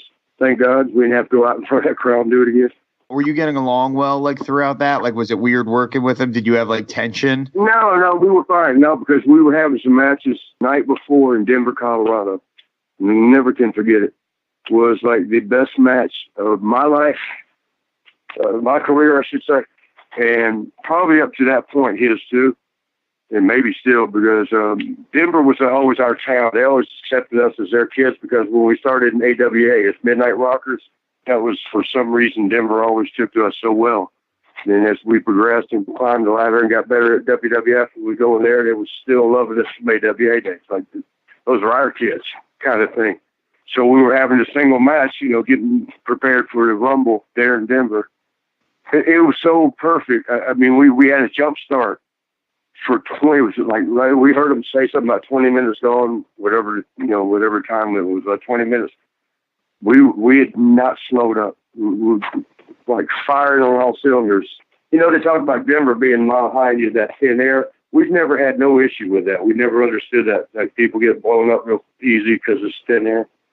We felt it the last 5 minutes of that match. We looked at each other like, wow, you feel that? But then here's where, like, for sports, like the home crowd advantage comes in. The people were standing on their feet from the minute we started. And 15, 20 million, right at the 20-minute mark, they're still standing, and they're cheering the hell out of us for the match.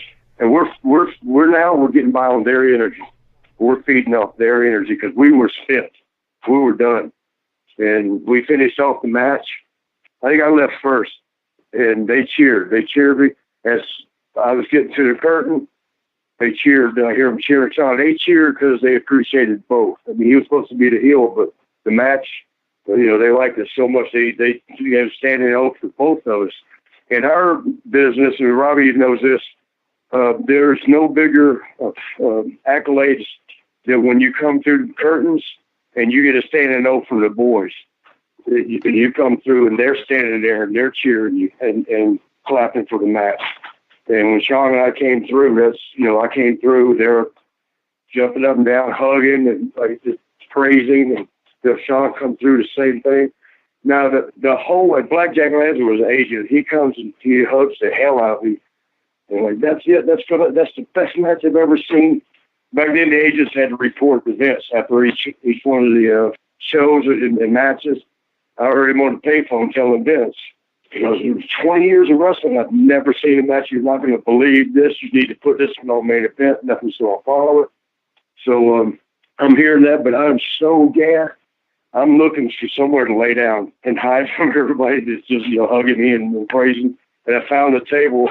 I like rolled up under it and just laid there. I just hoped I didn't run out of air. Like where I died under there. A few minutes go by, I guess, and I hear, "Thank you, brother." And I look over to my right, and Shawn's up under a table doing the same thing on the other side of the hall. I mean, we gave it. That was like, that's leaving it all out there in the ring. And we had nothing to bring back. But the thing is, the next day was the Sacramento's at Royal Rumble. Now, we just got that match down perfect. Then they interject Sherry. You remember I'm going to hit him with a mirror, and it hits her, and she was his thing. So they interject her now. Like, she's torn. She don't know if she wants Shawn. Yeah, absolutely. To like me. She was like Shawn, or does she like me? Shawn has a storyline with it. Shawn didn't check on her while she was hurt. I did. So she used to come out there and they start interjecting these spots. And I'm sitting there thinking, like, why did we do all these matches the last 4 days if you're going to change it now? What was the purpose of all that? And it threw the time and rhythm that we had down perfect. It threw it completely off. The match still wasn't bad, but it threw it way off from what it was the night before. Well, a lot of people think of that match as disappointing because of how well you guys had been working together. But I think something else that was disappointing was that after that match, you were released again, and there were rumors that started that said that you had been under the influence. Well, no. I mean, I can tell you exactly what happened there. And Al Snow will vouch for this, because he's the one that took me to the airport. The next day, we had our regular TV. That was after the Rumble, then it's Monday Night Raw. Vince calls me in for a meeting with him, and he's the only one in there, and he's like, Marty, he goes, just going to tell you straight out, I got to let you go. And I'm looking at him, and I'm like, what? He goes, well, I've heard so much about your match, and what I saw last night just wasn't it. And I'm like, wait a minute. You're going to let me go for a bad match? I said, don't take this wrong for any of my guys out there, but that means you need to go through there and fire about 100 people out in that hallway if you're fired for bad matches. He just kept saying, the decision's been made. There's nothing you can say. There's nothing you can say. I'm like, why is that? You're the man. Who? She goes, there's nothing I can do. It's out of my hands. I'm like, who rules you? Did Linda McMahon say I can't? you're the boss here. What do you mean? Right. Nothing you can say. The decision's been made. That's all it was. Okay, so now I'm upset as hell. Like I'm thinking, because the match wasn't what it was supposed. That's when I started thinking that's all this ever was. Because Shawn went over that.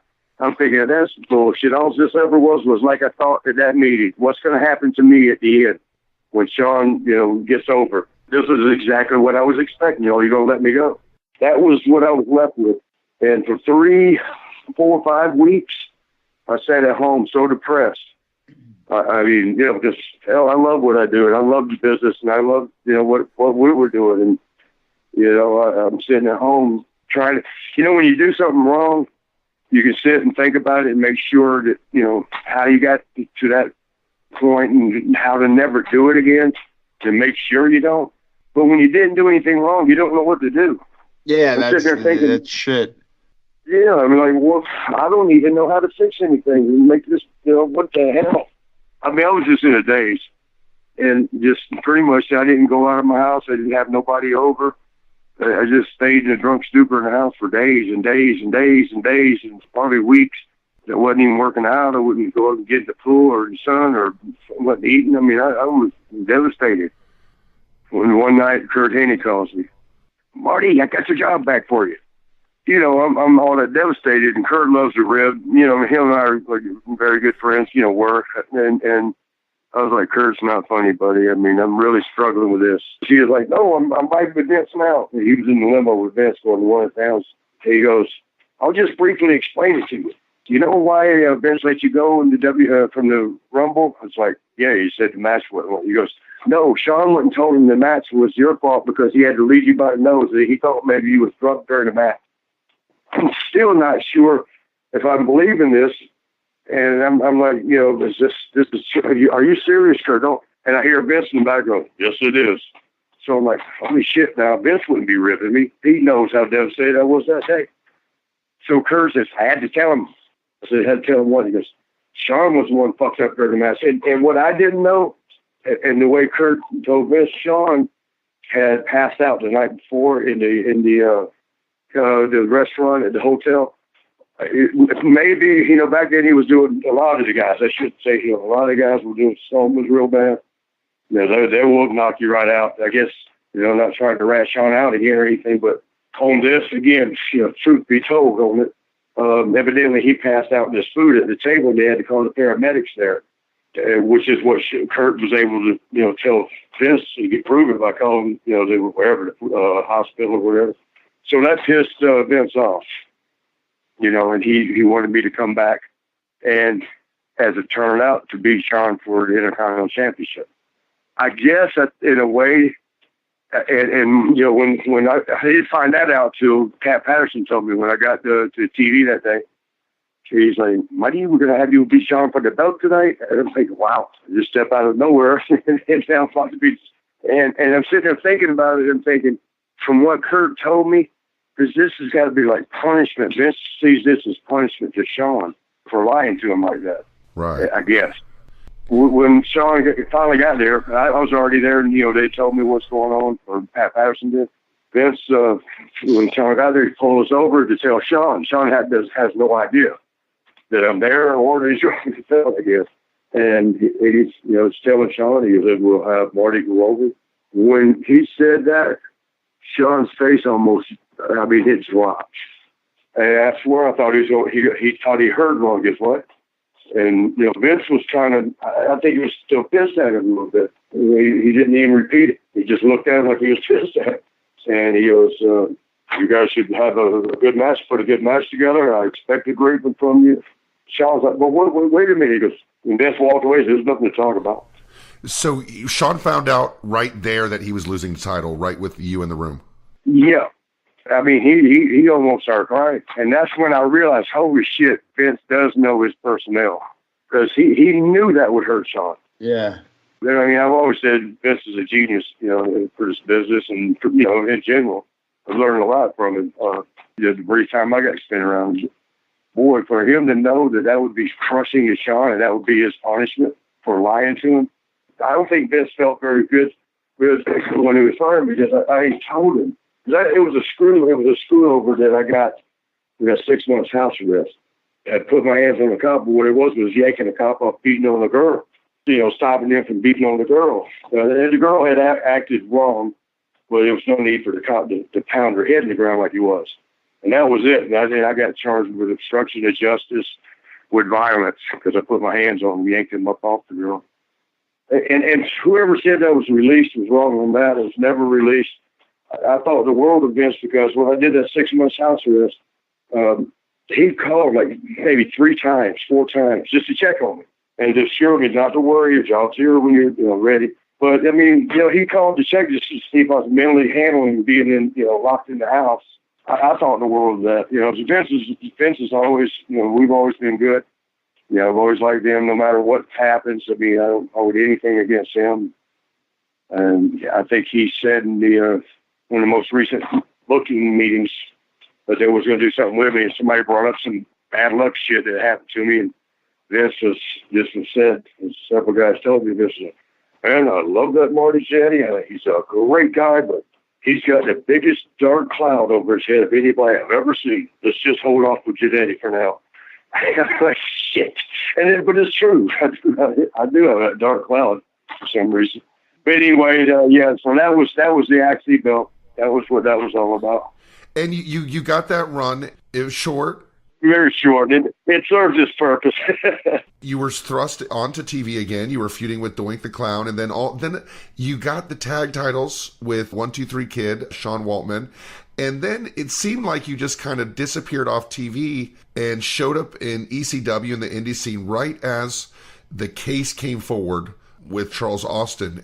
Do you think that had something to do with you being taken off TV and you leaving the company again?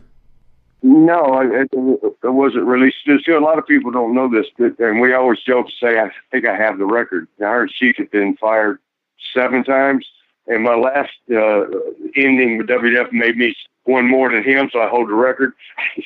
but in reality, I've quit a few times too. And of course, it's only going to be told that I was fired. There's only really been fired like once, twice. The one time when Vince told me he had to let me go, that I just told you about, I guess that would be a firing because, but the difference being back then we weren't getting a flat paycheck. Now they tell you how much you make a year. They divide it up and there's a check in your mailbox every Monday. Back then it was according to what shows you were on, the percentage of the house according to where you were with the company. So what was it that led to you leaving after the tag team titles and leading up to WrestleMania 10? It was just, again, that dark cloud over my head because it lines up the same way. That thing was in 94, that thing with Chuck Austin. But in February of 94, I had gone over to a tour in Europe. And it was the first match over there was in England, in London or something. And it was a full place in Diesel. Kevin Nash, I think he was doing the Diesel where he was breaking out and doing his own thing. And I had to work with him the first show over there. And he did the power bomb.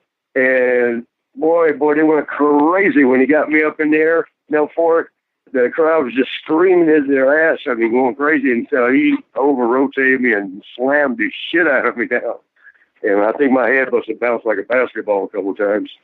But it knocked me out. I remember Joey Morella. He's like, dude, you all right? And I'm looking at him. I'm seeing 3 or 4 of him. I'm like, huh? And he goes, man, I think you got knocked the fuck out, brother. So that night, after you cool down and shit from the ring, the adrenaline's gone. I'm stiffening up real bad on the neck. And by the next morning, I couldn't turn my head. And I didn't know, what to do as far as in the ring. And Tony Gurria was the agent, and it was his first time being an agent by himself on a foreign tour. I went to him to ask him what to do. He had no idea. So I'm thinking, what am I going to do then? I mean, do we finish the tour, or do I walk somebody to the ring? Obviously, I can't. I'm going to have to work, somehow where I don't take many bumps. I can't move my neck. So nobody had an answer, so I called back to the States. I called Pat Patterson to ask him, because he knows what all to do, and his word's usually final. And I get his boyfriend, Louis, I guess, answered. Well, I shouldn't be telling you all that, but he says, cancel that out. I guess everybody knows that shit anyway. Never mind. He answers, and I'm saying, hey, where's Pat? I guess he got a little mad. He goes, who is this? And I'm like, it's Marty Jannetty. He goes, oh, hey, Marty, how you doing? Hold on. He says, he said to him, he goes, what's going on? Louis asked me, what's going on? And I said, well, we're over here in a foreign country. Actually, I'm sorry, I said London. It was in Germany because I couldn't speak the language. We were going to England. I remember that was a big issue. I couldn't speak the language, and it was at the airport, and Tony Gurria didn't know what to do, leaving me behind. And I didn't know what the hell to do. I don't know who to talk to. I mean, I can't speak German. So I'm calling them to find out, what do I do? I mean, and the people there at the airports, especially the ones working flights, they can speak, all of them can speak English, if not a little bit. But the boys, and this happens a lot, all the boys that come through have been so rude and nasty, and I'm the one sheep left behind. It's like, oh, okay, we'll get him for their. So they were such assholes, we'll take it out on this guy. And that's basically what was happening. Everybody's acting like they couldn't understand English.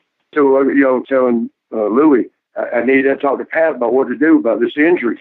I'll figure out how to get to the next country.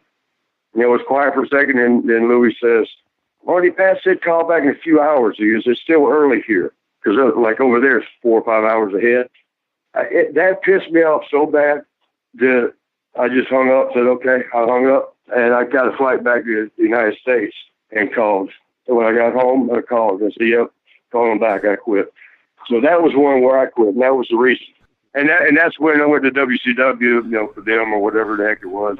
And stuff. Well, for all intents and purposes, everyone knows, it's public knowledge, Louis and Pat Patterson were together 40 years, so it's like someone asking their wife to tell you to call them back when you're hurt. Well, it was kind of disrespectful to communicate that to you. And and eventually I was left behind. The rest of the crew is gone. There's nobody here. Can't even move my neck. I can't look left and right.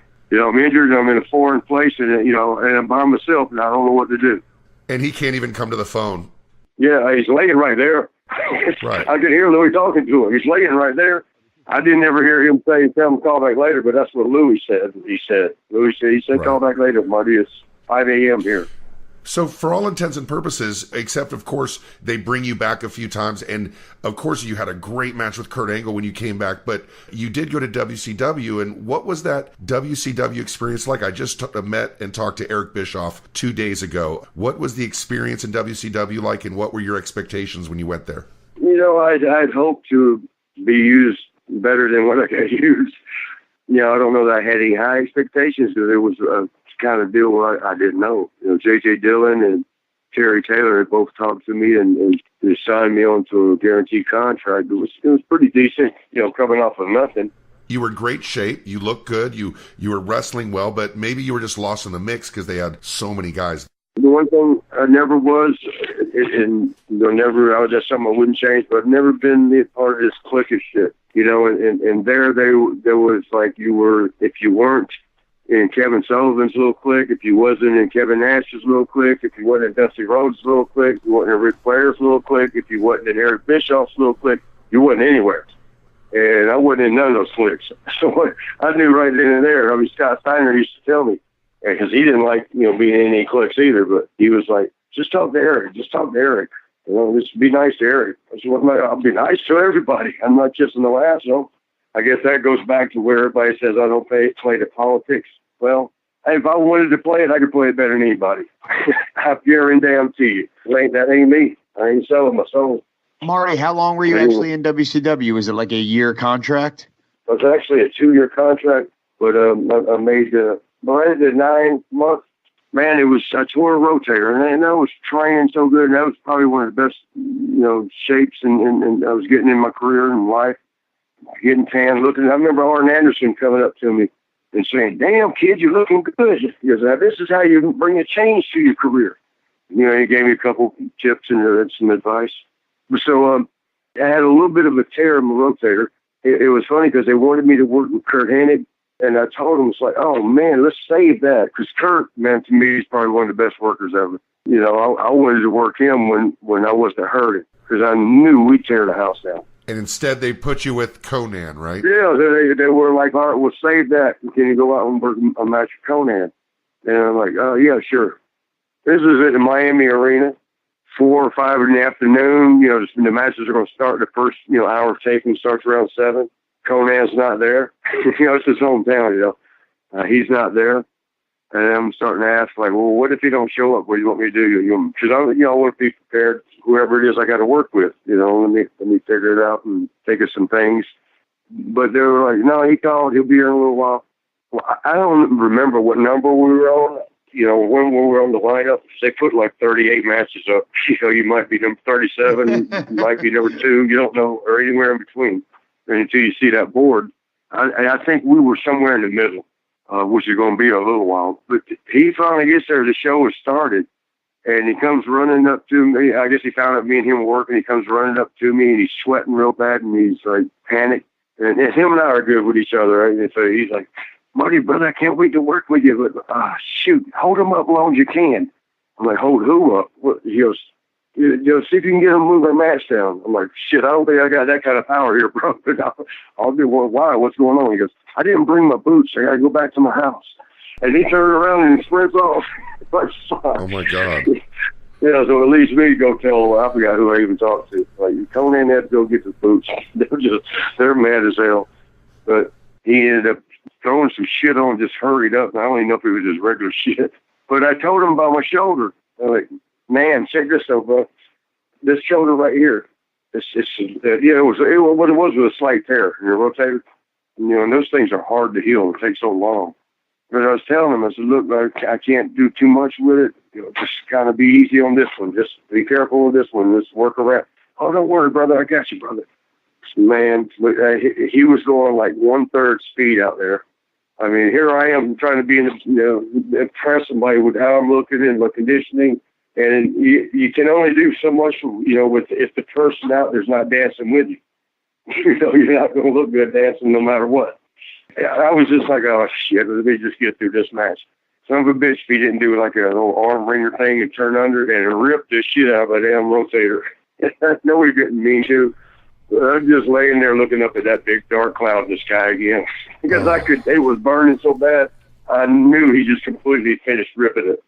Sure enough, I had to, after that match, I had to go see a doctor, and it was like 3 tears, major tears in the rotator, so I had to get surgery.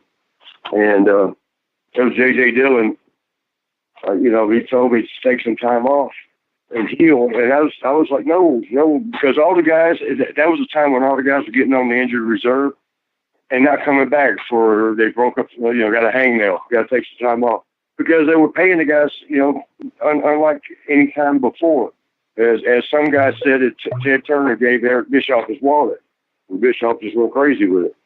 And I don't know that to be a fact. I'm just saying what I heard a lot. But, I didn't want to go in the injured reserve because I heard they were starting to get ready to fire guys that was on it because they were staying out 3 and 4 months over bullshit injuries. And so, JJ told me to go on that. I'm like, no, I'll work through the injury. I'll work through it. And he's like, Marty, we want you at your best. He told me I had to take time off. I guess about 4 or 5 weeks into rehabbing my shoulder, I had to go up and see the doctor again and get a update. And he suggested I stay out for another 6 to 8 weeks. And as soon as that word got back to the office, JJ called me. He said, Marty, we're gonna go ahead and get. Here's how they put it too. Actually, I take it back. They did not call me. I called them. I get a FedEx package at my door the day before Thanksgiving. Now think of that. You got family over. It's the biggest holiday with the family. Thanksgiving, people coming from all over, wherever they are, to be with you, to be with family. And you get FedEx, not just regular mail. They hurried up and got that shit to you. And you open it, and they're letting you go. They're releasing you. What kind of damn shit is that? But the way it read is we would like to give you other career opportunities. It's like they were doing me a favor. Oh, yeah. Now you could go back to 50, 60 hours a week on the tractor trailer, right? Bischoff was famous for the fired by FedEx, but you're someone who actually was let go by FedEx by Eric Bischoff. Hell yeah. Yeah, I called JJ. I called him up and said, I got this release. He goes, well, Marty, that's the nature of our industry. They share the beast of our industry. He goes, but don't worry, you'll still get paid up until January. So, then what? He goes, you can always, if the injury gets better, try again here. The door's not closed. Yeah, fuck y'all. Hey, so that WWE ended up eventually bringing you back to do that thing with Kurt Angle, and then you did so good, offered you a job again from it. What was that experience? Actually, the Rocker Reunion, it was done by the Rocker Reunion when we did the reunion match. Right, against La Resistance. Yes. I hate to run on Shawn again, but I forgot who it was. Somebody told me, after that match, that Vince was so impressed. They said, Johnny Ace, Johnny Laurinaitis. He was telling me, I talked to Vince, he was so impressed. He couldn't believe how well you kept it together at your age. And he says, I'm thinking he may give you a contract, Marty. It sounded the way he was just trying to have a good match tomorrow night. And that was the one with Kurt. So the next day, I go in and for TV, and Johnny's coming up. Johnny and I have been friends for a long time. We're good with each other. We experienced some crazy shit in Puerto Rico together. He come up smiling, and he gives me a hug, and he goes, "Yep, Vince wants to sign you. Here's the contract." Yeah, I was happy as hell. I was just thinking it was going to be 2 matches. I'm coming in for 2 matches. So that was you were completely not expecting that, right? Yeah, I just thought I was coming in for the reunion and the match with Kurt. Yeah, I wasn't expecting anything. And then Johnny was telling me, I guess I shouldn't quote numbers because this is more recent, but he told me what the lower end money. He goes, this is lower end. He goes, you'll get this much. And it was the lower end money, which I didn't understand what that meant at first. I was like, what do you mean lower end? He goes, this is basically like guaranteed. You're going to make more than this, but this is the lowest you'll make. Like, this is the minimal you'll make. He says, if you only work one more time this year, you're going to make this much. I think that at that point, we're going to have me turn on Shawn and be a heel, be like a little office boy. Basically reverse the story that was true from him earlier years. But that's how a lot of these storylines work. They're basically just, real life. But, the lower end was more than I'd ever made. I think the highest I ever made one year, and again, shouldn't be throwing numbers out, but because this was back in 91-ish, $250,000 in a year. This lower end was higher than anything I've ever made. Anyway, Shawn called me later that day, and he goes, did Vince ever get up with you?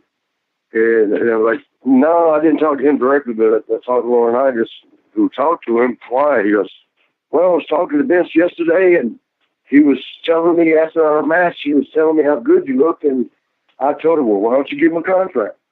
I was sitting there saying, bull-ass shit. I didn't say it to Shawn. But I mean, boy, is this typical of him again. He never quit. Johnny had already told me, what was going on. It was Johnny that was being told. I'm sorry, man. It's not like I'm just ratting all over Shawn. I don't mean, I'm just thinking some things that happened. Well, the truth is the truth. And one thing I think people want to know the truth about is after this little run, you were kind of kept on with Rodney Mack and Brad Armstrong as trainers and guys who would be helping younger guys. And then Meltzer reports that you were rumored to be released, but then you addressed it on MySpace and saying it was the boogeyman and not you. But then Jim Ross on a blog said that you were no longer with the company on December 24th due to you having to stay in Florida due to a court order. What happened with all that shit? Now, the thing with the running to school, when that came out, when that first came out, that was actually, deep south, right? In Georgia, it was going to be? I think so, yeah. Actually, I heard they was going to have us working with, but I think that they were just talking about bringing me back at the same time with those, and then we probably would work with the kids at the schools and then the younger guys or whatever. I'd not been told directly anything other than that it was bringing me back. It was just a matter of when, so to be ready. To the Meltzer's thing says something about the reason they let me go, which at that point I wasn't even let go. It wasn't me. But they were saying they let Marty go because they called his house and he refused to answer the phone. Ain't nobody called my damn house and I refused to answer the phone. At that point, I did have a cell phone, and I wouldn't have to be at my house all the time. I mean, but that's not the matter of it was that they were calling Marty Rice. So all they heard was Marty. And so naturally it goes on me. That's the story that goes out. Marty was let go because he wouldn't answer the phone. What a stupid reason to get.